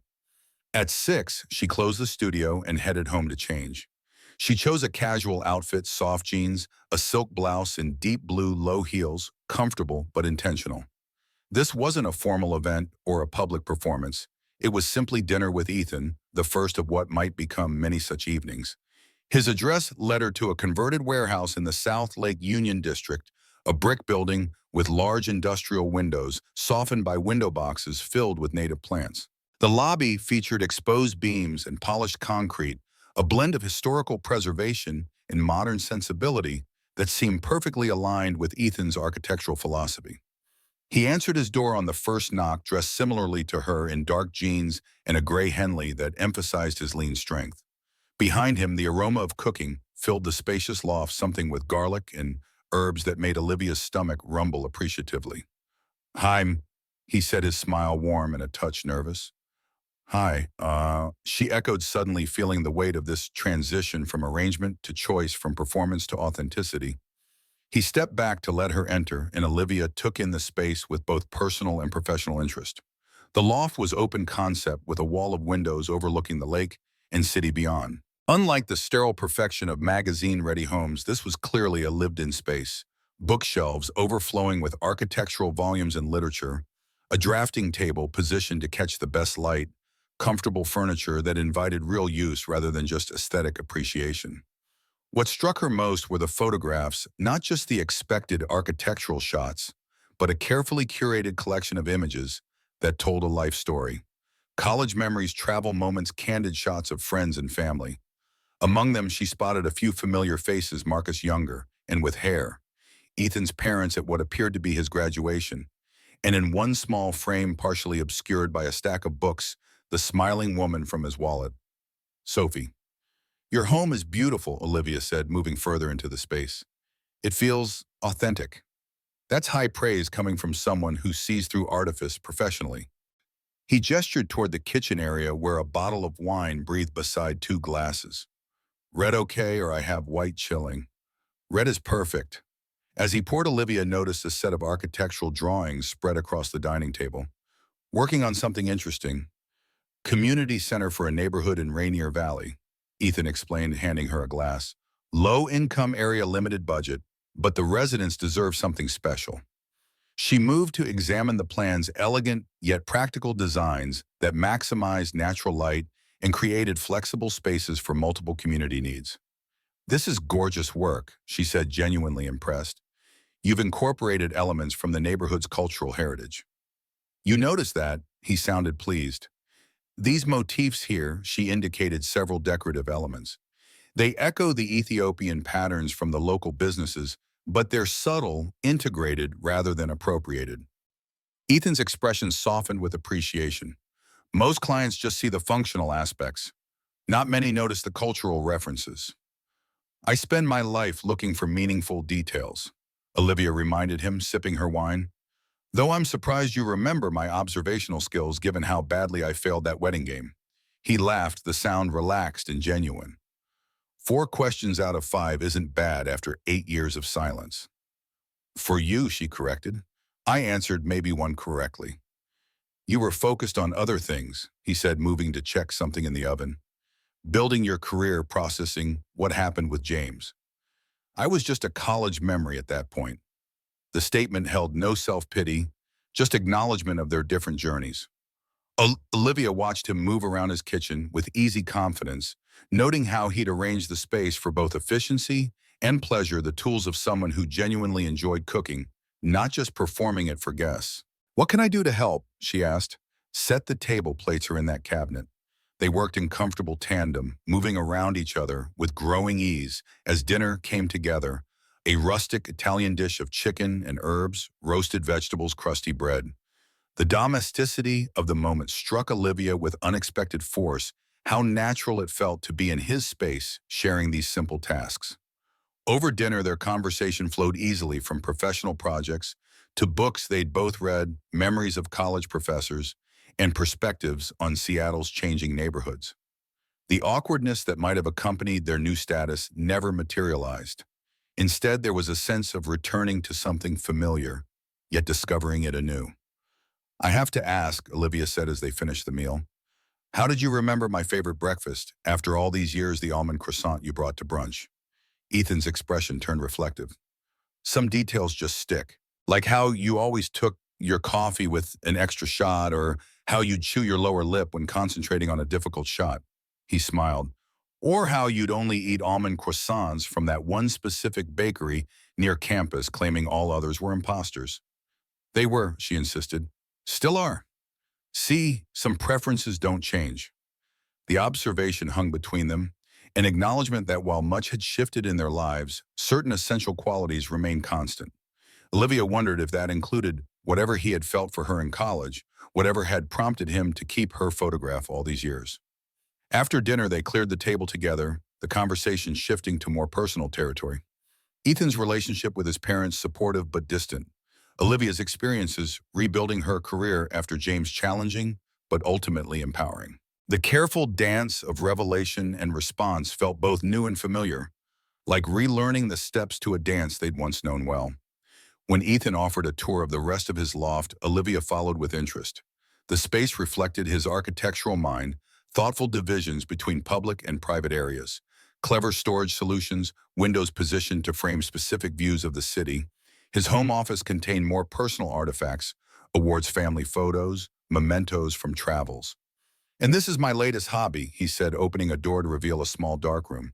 Photography, not digital old-school film developing. Olivia stepped into the space with surprise and delight. The compact darkroom was well-equipped with larger developing trays and chemical storage. Prints hung from clips to dry architectural studies in stark black and white urban landscapes, capturing Seattle's changing face. These are quite good, she said, examining the nearest print, a geometric study of light and shadow on a staircase. When did you start? After Sophie died, Ethan admitted, leaning against the doorframe. I needed something that required complete focus that would fill my mind entirely while I was doing it. The chemical processes, the precise timing, it became a kind of meditation. I understand that, Olivia said softly. Photography was my refuge after James. The viewfinder creates distance, gives you control over what deserves to be preserved. Exactly. His gaze held hers in the dim red light. Though I've realized lately that too much distance, too much observation without participation becomes its own kind of prison. The observation resonated deeply, echoing their conversation at her studio. Had they both been hiding behind their respective lenses and drafting tables documenting life rather than fully living it, back in the main living area, they settled on the comfortable sofa with fresh glasses of wine. The city lights twinkled beyond the windows, the spring evening settling into gentle darkness. The conversation turned inevitably to what had begun on the terrace the night before. So, Ethan said, his voice careful but direct, we're exploring possibilities. Yes, Olivia confirmed, though I should warn you I'm out of practice with real relationships. The last one ended rather spectacularly. I'm not exactly current either, he reminded her. 2 years is a long time to be, he paused, searching for the right word. Emotionally unavailable, she suggested. Something like that. His smile held gentle self-deprecation. We might both be a bit rusty. At least we have that in common. Olivia turned her wine glass slowly, watching the liquid catch the light. Can I ask you something? Anything. That night at the gallery opening, you said the photograph of me was a reminder of consequences, of losing something important by not being careful. She met his eyes directly. What did you mean? Ethan was quiet for a moment, considering his response. When I left you, I thought I was making the right choice. You were falling for James, and my warnings about him just sounded like jealousy, which, to be fair, was partly true. You were jealous of James. The idea still surprised her even after everything she'd learned. Of course I was. He had your attention, your trust. Things I'd wanted but never figured out how to ask for. The admission shifted something in Olivia's understanding of their past, reframing his departure not as abandonment, but as retreat from pain. Why didn't you ever say anything, before James, I mean? Ethan's expression turned rueful. Fear, mostly. We were such good friends, and I convinced myself that risking that for something more wasn't worth it if you didn't feel the same way. By the time I worked up the courage, James was already in the picture. And then you left, Olivia said softly. And then I left. He nodded, regret evident in his voice. The photograph was a reminder of what happens when you don't speak your truth. You lose what matters most. I carried it as a lesson, not a keepsake. Did Sophie know about your feelings for me back then? Yes. His smile held warmth and sadness in equal measure. She found the photo early in our relationship and asked about it. I told her everything about college, about what I felt for you about leaving instead of staying to fight for what I wanted. That couldn't have been easy for her to hear. She was extraordinary that way. Said that honesty about past loves made room for present ones to flourish. That hiding parts of your heart only stunts what can grow there. Ethan's gaze turned distant, remembering. She taught me a lot about emotional courage. She sounds like someone I would have liked to know, Olivia said truthfully. She would have liked you too. His expression softened. She actually encouraged me to reach out when I saw the announcement of your engagement. Said unresolved endings leave ghosts that haunt new beginnings. The wisdom of this unknown woman, this Sophie who had seen so clearly what others missed, struck Olivia deeply. How different might things have been if that email had reached her, if she had met with Ethan before committing more deeply to James. For what it's worth, she said after a moment, I think I would have met you if I'd seen that email. Even engaged to James, I would have wanted closure on our friendship. We'll never know, Ethan said gently. But maybe that's not what matters now. Maybe what matters is that we're here having this conversation 8 years late, but still having it.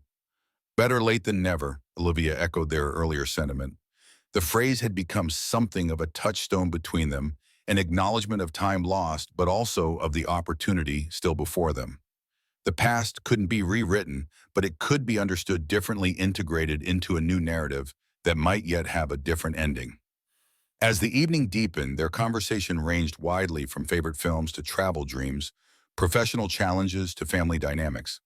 Each revelation added another layer to Olivia's understanding of the man Ethan had become during their years apart, more complex, more resilient, shaped by both joy and sorrow into someone both familiar and new. When she finally prepared to leave, the night had grown late, the city beyond the window settling into the quiet hours. At the door, Ethan took her hand, his touch gentle but sure. Thank you for coming tonight, he said. For dinner, for conversation. For being willing to explore whatever this is becoming.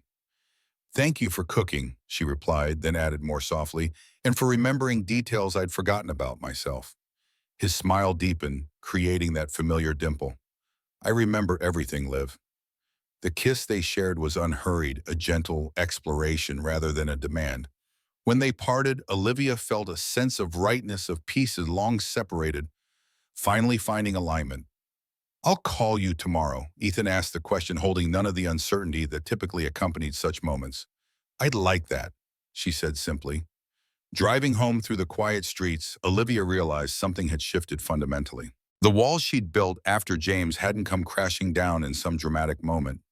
Rather, they had been gently dismantled brick by brick through each honest conversation, each remembered detail, each moment of being truly seen by someone who had known her before she'd learned to hide. In her apartment, she moved to the closet and once again pulled out the garment bag containing her unused wedding dress. The time had come to let go of this particular reminder. Tomorrow she would donate it to a charity that provided gowns to brides who couldn't afford them, transforming an artifact of pain into something that might bring joy to someone else. Some thresholds once crossed changed everything that followed. The next 2 weeks unfolded with the natural rhythm of a relationship finding its footing. Olivia and Ethan saw each other almost daily, dinner at her apartment, lunch near his office, a weekend hike in the Cascades where Olivia photographed not just the spectacular views, but also Ethan unguarded and laughing as he balanced on a fallen log across a stream. They established easy patterns. He brought coffee when visiting her studio. She texted him interesting architectural details spotted during her day. They shared professional challenges, celebrated small victories, and gradually integrated their separate lives into something shared but not merged, maintaining independence while creating space for connection. When Olivia mentioned the upcoming magazine project that would require working with James, Ethan listened without the possessive jealousy she might have feared. Instead, he offered practical suggestions for maintaining professional boundaries and affirmed his confidence in her ability to handle the situation. He has no power over you anymore, Ethan observed as they discussed the project over dinner at her apartment. Not professionally, not emotionally. I know, Olivia agreed, surprised to find it true. It's just awkward, especially with Diana expecting us to coordinate seamlessly.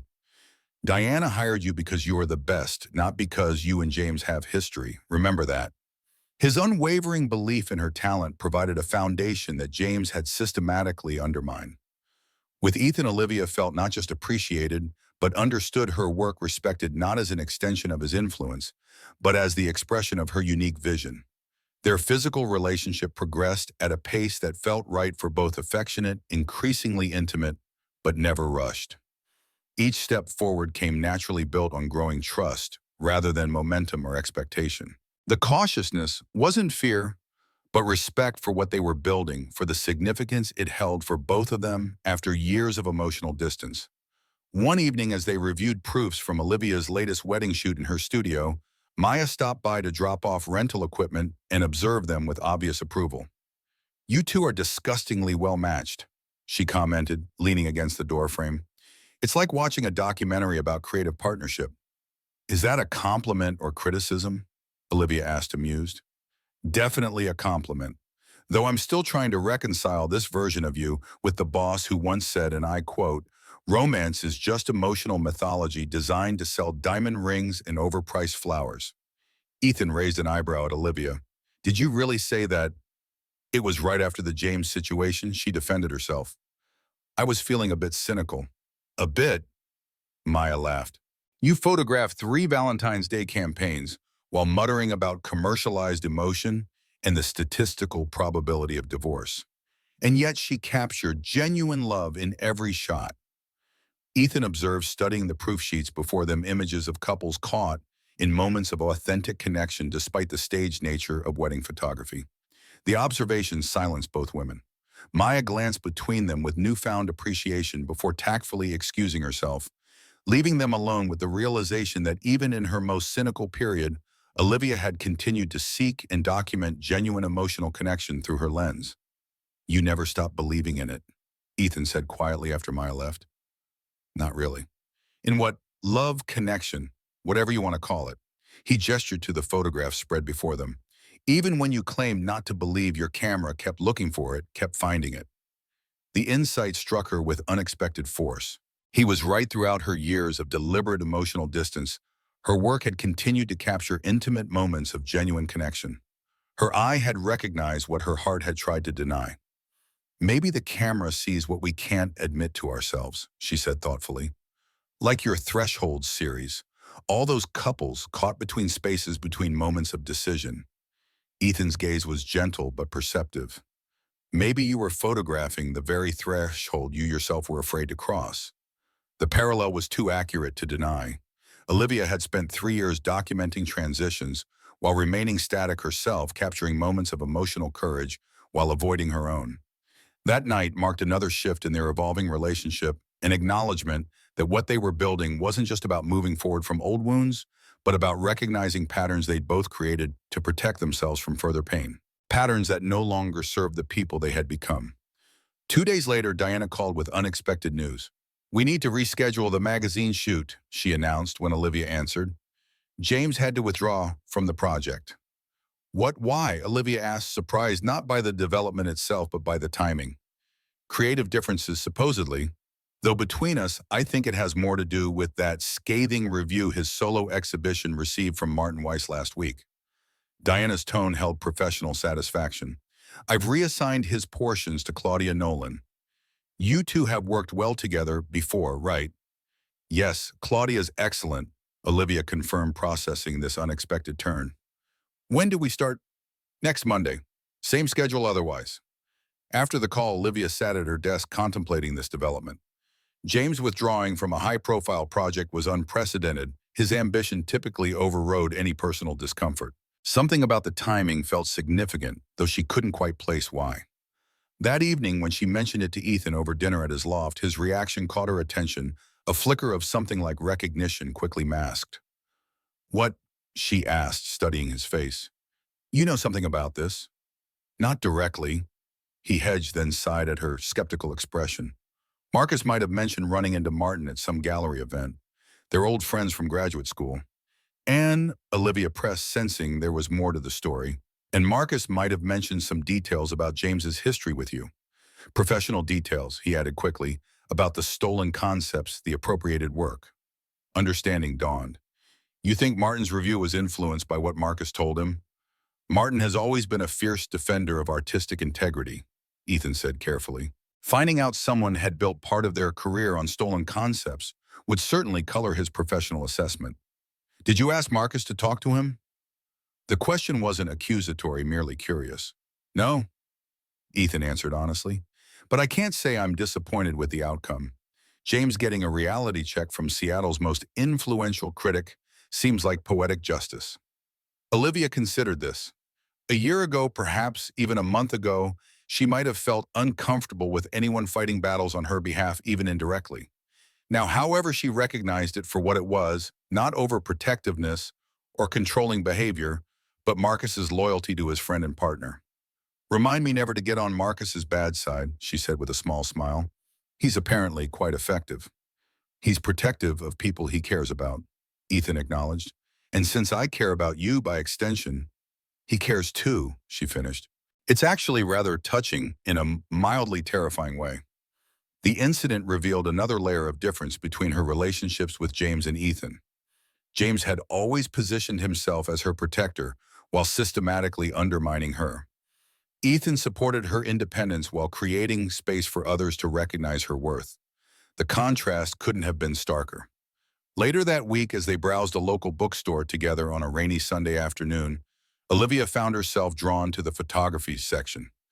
Among the glossy art books and technical manuals, a familiar title caught her eye, The Architecture of Happiness, by Alain de Botton, the book Ethan had given her 8 years earlier, the one containing his unread letter.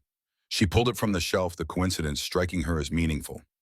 I still have my copy, she told Ethan, who had been examining architecture volumes nearby, though I've only just started reading it. What do you think so far, he asked, moving to join her. It's insightful, especially the parts about how we seek in our buildings is what we need emotionally, but sometimes struggle to articulate. She flipped through the pages thoughtfully. The idea that our spaces reflect our inner lives, whether we intend them to or not. That was what drew me to architecture initially, Ethan admitted, not just creating beautiful structures, but understanding how environment shapes experience, how the right space can heal, inspire, connect. Like your community center design, Olivia observed, creating physical space for emotional connection. Exactly. His smile held appreciation for her understanding. And your photography does something similar, creating emotional space through visual storytelling. The parallel hadn't occurred to her before, but now it seemed obvious. They both worked with the relationship between external reality and internal experience. Ethan by shaping physical spaces that influenced emotion, Olivia by capturing emotional moments within physical contexts. As they left the bookstore, coffee cups in hand, against the persistent Seattle drizzle, Olivia realized how naturally they had integrated into each other's professional worlds. Ethan understood her creative process in ways James never had, offering insights that enhanced rather than appropriated her vision. Similarly, she found herself increasingly engaged with his architectural projects, her photographer's eye contributing perspectives he valued. That evening, after a simple dinner at her apartment, they sat comfortably on her sofa, rain pattering against the windows. A comfortable silence had settled between them, the kind possible only with someone who understood that not every moment needed words to be meaningful. I have something for you, Olivia said, finally reaching for a package she'd set aside earlier. It's not really a gift, more of a return. Ethan accepted the carefully wrapped parcel with curious eyes. Opening it revealed a leather-bound album, its cover embossed with a simple geometric design. Inside were photographs, not recent digital prints, but older film images from their college days. Where did you find these? He asked, turning pages with gentle fingers. My mother had them in storage. I asked her to look for that photography course portfolio after you mentioned Marcus taking that photo of me. Olivia moved closer, pointing to specific images. Look, there we all are. The whole class at that exhibition in Portland. The photograph showed a group of students standing proudly before a gallery wall. Young Ethan stood near the center, hair longer, face unlined by grief or experience. Beside him, a younger Olivia beamed at the camera, her arm linked casually through his, an unconscious gesture of connection caught in amber. I'd forgotten about this trip, Ethan murmured, studying the image. Professor Hendricks nearly had a heart attack when half the class missed curfew exploring night photography opportunities. You were the responsible one who made sure we all got back safely. Olivia remembered smiling at the memory. Even then, taking care of everyone. They paged through the album together, memories surfacing with each image. Study sessions in the campus library, a group hike to capture sunrise over Mount Rainier, an impromptu pizza party after finals. In many photos, Olivia noticed now what she'd been oblivious to, then the way Ethan's gaze consistently found her, even when she wasn't the ostensible subject.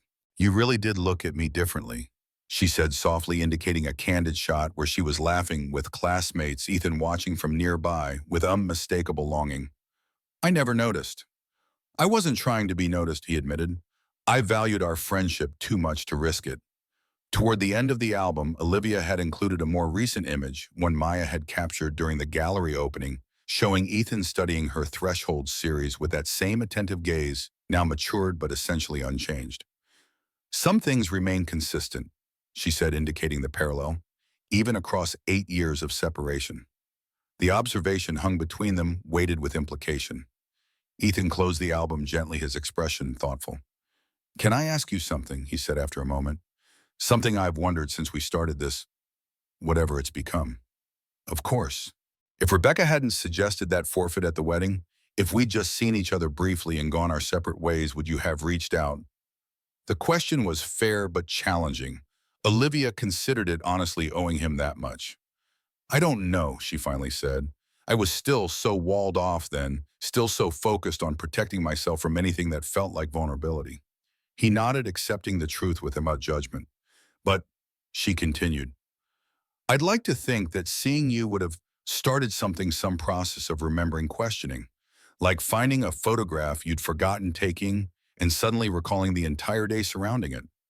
"Memory is a threshold," Ethan suggested. "Exactly." She reached for his hand, the gesture becoming increasingly natural. "I'm glad we didn't have to find out. I'm glad Rebecca is meddlesome and your poker face is terrible." He laughed at that. "I never claimed to be good at cards."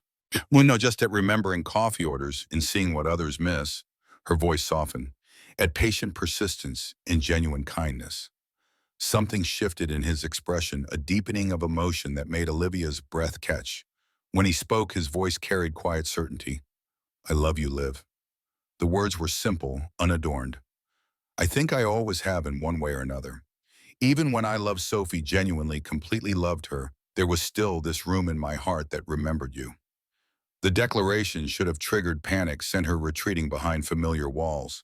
Instead, Olivia felt a profound sense of recognition, not just of his feelings, but of her own, which had been evolving with quiet persistence beneath her conscious awareness. "I'm falling in love with you too," she said softly. "Not with the memory of who you were or some idealized version, but with who you are now, this person who's patient with my walls, but doesn't let me hide behind them." His smile bloomed slowly, relief and joy mingling in equal measure. "That's a good start." "It is, isn't it?" She moved closer, the remaining distance between them both physical and metaphorical. A threshold worth crossing. That night marked another evolution in their relationship, not just physically, though that boundary too was crossed with tender exploration, but emotionally. The careful dance of revelation and response became a more intimate choreography, each discovering the other anew, while honoring the history that had brought them to this point. Later, as moonlight filtered through her bedroom windows, Olivia watched Ethan sleep beside her. His features relaxed in a way she'd rarely seen, vulnerable in the trust of shared space. The photographer in her itched to capture this moment, to preserve the play of light and shadow across his face, but she resisted. Some moments weren't meant to be viewed through a lens, separated by the distance of observation. Some moments were meant to be fully experienced, participated in, rather than documented. This was one of them. Instead, she committed the image to memory, not as a photograph, but as a feeling, a milestone in their shared journey across thresholds she'd once believed permanently closed. The Northwest Wedding magazine shoot began the following Monday, unfolding across multiple locations throughout Washington state. With James no longer involved, the project proceeded smoothly, Claudia Nolan proving an excellent collaborator with none of the complicated history. Olivia found herself approaching the work with renewed creativity, her eye for composition sharper than ever. The unconventional venues, from a converted lighthouse on the Olympic Peninsula to a repurposed mountain fire lookout, offered rich visual potential that she explored with enthusiasm. Diana accompanied them for the first 2 days, observing with evident approval. "You seem different," she remarked as they reviewed preliminary shots in a small coastal hotel. More present somehow. Olivia adjusted settings on her laptop, though she knew exactly what Diana meant. Like you're not just capturing moments, but experiencing them. The editor's perceptive gaze missed nothing. I'm guessing this has something to do with your architect. Partly, Olivia acknowledged, but also with recognizing patterns I'd created that weren't serving me anymore. Like keeping everyone at viewfinder distance. Exactly like that. Diana nodded approvingly. Well, whatever or whoever prompted the change it shows in your work, these have a depth I haven't seen since before the James fiasco. You've got your eye back. The compliment meant more coming from Diana, whose unflinching standards had helped rebuild Olivia's career after her broken engagement. More importantly, Olivia recognized the truth in it. Her photography had evolved in tandem with her emotional reawakening, each informing and enhancing the other. Throughout the week-long shoot, she maintained regular contact with Ethan, texting location photos, sharing interesting architectural details, receiving encouraging messages about her work.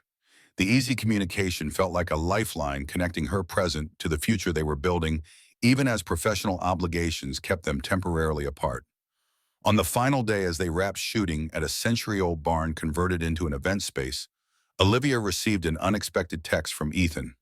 Finished early. Drove out to surprise you in the nearby town whenever you're done. The message sent a ripple of pleasure through her. She finished the last shots with renewed efficiency, packed her equipment with Maya's help, and bid farewell to the team with promises to review everything back in Seattle. The small town nearest their shooting location consisted of little more than a main street with a cafe, general store, and antique shop. Olivia found Ethan's car parked outside the cafe and entered to find him at a corner table, architectural journal open beside a coffee cup. He looked up as the bell above the door announced her arrival, his face lighting with pleasure. Hey you. Hey yourself, she replied, crossing to join him. This is quite the surprise. Good surprise, I hope. The best kind. She leaned down to kiss him briefly, the gesture now natural and unself-conscious. What inspired the 3-hour drive? Missed you, he said simply. And Marcus is handling our client meetings today.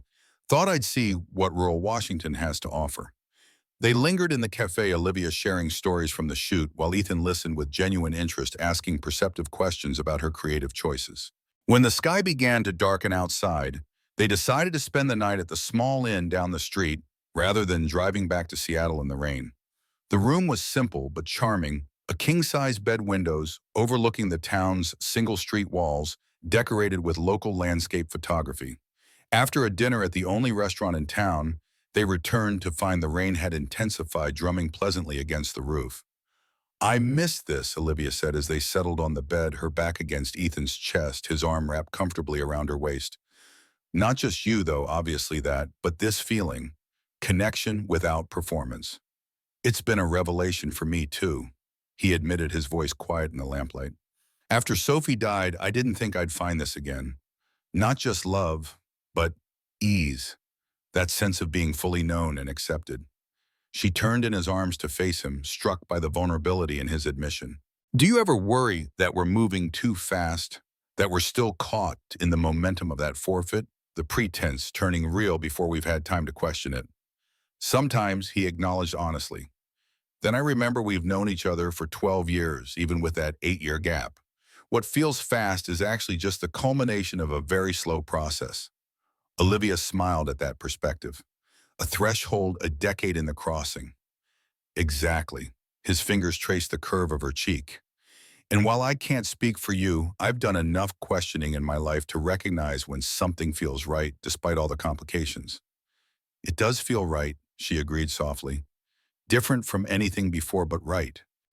As they lay together in the unfamiliar room, rain creating a cocoon of sound around them, Olivia reflected on the journey that had brought them to this point, from college friends to estranged acquaintances to reluctant partners in a social charade to this genuine evolving relationship.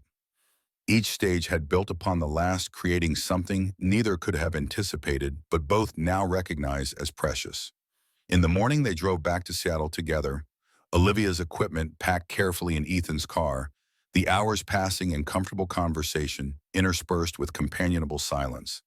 The landscape changed gradually from rural farmland to suburban developments to the city's distinctive skyline, a visual reminder of the distance traveled both physically and emotionally. When they reached her studio, Ethan helped unload the equipment before pulling her close for a lingering kiss. "Dinner at my place tonight?" he asked against her lips. "I have that community center presentation tomorrow and could use your eye on the final renderings." "I'd like that," she replied, still marveling at how easily they had established these rhythms of support and presence in each other's lives. After he left, Olivia began downloading and organizing the week's photographs, her mind already composing the narrative she wanted to create from these images.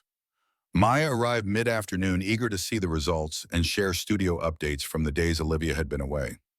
"So," her assistant said after they'd reviewed the most promising shots, "Ethan drove all the way out to surprise you. That's some serious relationship commitment." "It was thoughtful," Olivia acknowledged, trying and failing to suppress her smile. "It's more than thoughtful. It's the kind of grand gesture people write about in those romance novels you pretend not to read." "I do not read romance novels," Olivia protested, though the denial sounded weak even to her own ears. "The three dog-eared paperbacks in your desk drawer suggest otherwise," Maya countered with a grin. "But seriously, Liv, you look happy, really happy. Not just professionally satisfied or creatively fulfilled, but actually genuinely happy." The observation gave Olivia pause. Happiness had seemed like such a distant concept for so long, something she documented in others, but didn't quite believe was available to her. Yet here it was, not as some dramatic state of perpetual bliss, but as this quiet certainty, this sense of alignment between her inner and outer worlds. "I am," she said simply, "happy." The admission felt significant, not just an acknowledgement of her feelings for Ethan, but of the journey she'd undertaken from the wounded defensive person she'd been after James to the woman she was becoming now. Someone capable of trust, vulnerability, and genuine connection. That evening, as promised, she joined Ethan at his loft to review his presentation. The community center project had evolved since she'd last seen it, incorporating subtle refinements that enhanced its accessibility and cultural resonance. Together, they adjusted lighting and the digital renderings, discussed material choices, and refined the narrative flow of his presentation. "This is really beautiful work," Olivia said as they finished the final tweaks. "It honors the community while elevating their everyday experience. That's no small thing." Ethan's expression softened at her understanding. "That's exactly what I'm hoping to achieve. Not imposing some architectural vision from above, but amplifying what's already meaningful to them. Rather like good photography," she observed, echoing her mother's earlier comparison. "Seeing what's already there, but helping others notice it too." The parallel between their creative approaches had become increasingly apparent, both striving to reveal rather than invent, to honor rather than appropriate, to serve rather than impose. It was another thread in the fabric of connection between them, another layer of understanding that transcended the personal to encompass the professional as well. After dinner, as they settled on his sofa with a shared dessert, Olivia's phone chimed with a text from her mother. "Dinner Sunday, Rebecca and Alex are coming. Bring Ethan." She showed the message to Ethan with a smile. "Apparently you're now an automatic inclusion in family gatherings." "Is that okay with you?" he asked, his tone careful. Olivia considered the question thoughtfully. A month ago, perhaps even 2 weeks ago, the implication of such integration might have triggered her defenses. Now it felt like a natural progression, a recognition of what was already true. "More than okay," she assured him. "Though fair warning, once my mother has you officially included in Sunday dinners, there's no escaping. You'll be expected for every holiday, birthday, and random celebration from now until eternity." "I can think of worse fates," he replied with a smile. "Your family is wonderful, and they make you happy." "They do," she agreed, "though they can also drive me crazy. It's part of the package deal." "I'm good with package deals," Ethan said, pulling her closer. "The complicated ones are usually the most worthwhile." As they sat together in the gentle quiet of his loft, city lights twinkling beyond the windows, Olivia felt a sense of homecoming that had nothing to do with physical space. Home, she was discovering, could be a person as much as a place, someone with whom you could be fully yourself, neither performing nor hiding, but simply being. That night, as they prepared for bed, the routine of shared space becoming increasingly familiar, Ethan received a call from Marcus. Something about final permit approvals for the community center, bureaucratic details that needed immediate attention. As he took the call in his home office, Olivia moved around his bedroom. The intimate domestic act of setting out clothes for the next day, charging phones, turning down covers, no longer feeling presumptuous, but natural. On his dresser, tucked beside a small clock, sat the photograph she'd discovered in his wallet. Sophie smiling at the camera, the mysterious message about how you look at her, visible on the back where it was partially folded. Beside it now stood a newer frame containing a photo Maya had captured at the gallery opening. Ethan and Olivia standing before one of her thresholds images, his hand resting lightly at the small of her back, both focused on the photograph but leaning subtly toward each other, past and present, side by side. Not competing, not replacing, but coexisting in acknowledgement of a life fully lived, with room for both grief and joy, loss and discovery. When Ethan returned from his call, he found Olivia studying the photographs. His approach was quiet, his arms slipping around her waist from behind as he rested his chin lightly on her shoulder. Sophie would have approved of this, he said softly, nodding toward the newer photo, of us finding each other again. How can you be so sure? Olivia asked, genuinely curious. Because she understood that love isn't diminished by sharing it, it's expanded. His voice held certainty without denial of the complexity. She knew that hearts aren't simple structures, but complex architectures with room for many forms of love across a lifetime. The wisdom in this perspective struck Olivia deeply. She had spent so long believing that love was a zero-sum game, that allowing new connection meant betraying past feelings or making oneself vulnerable to new pain. Yet here was a different model, one that honored what had been while creating space for what might be. She must have been remarkable, Olivia said, leaning back into his embrace. She was, just as you are in entirely different ways. He pressed a gentle kiss to her temple. And I'm fortunate to have known you both. They stood like that for a long moment, wrapped in quiet acknowledgement of the complex journey that had brought them to this point, the misunderstandings and separations, the losses and discoveries, the reluctant charade that had revealed genuine feeling beneath. Later, as they lay together in the darkness, Olivia found herself thinking about thresholds again, those transitional spaces she documented so carefully in her exhibition. She and Ethan had crossed several such thresholds together, from friends to strangers, from reluctant partners to genuine ones, from guarded survivors of separate losses to two people cautiously building something new together. Each crossing had changed them, altered the landscape of possibility. Yet the most significant threshold had been the one she'd crossed within herself, from observation to participation, from documenting life to fully experiencing it. Tomorrow would bring new challenges. Ethan's presentation, her magazine deadline, the ongoing negotiation of building a relationship while maintaining individual careers and identities. But tonight, in this quiet moment of connection, Olivia felt a certainty she'd thought lost forever. Not that everything would be perfect or easy, but that whatever came next, they would face it together, two people who had found their way back to each other across years and pain, across misunderstanding and loss, across the threshold from pretense to truth. And that perhaps was the most meaningful photograph of all, not one captured through a lens, but one created through lived experience. Not an image of happiness observed from a distance, but happiness participated in fully, with all its complexity and depth. A threshold crossed, a new chapter beginning.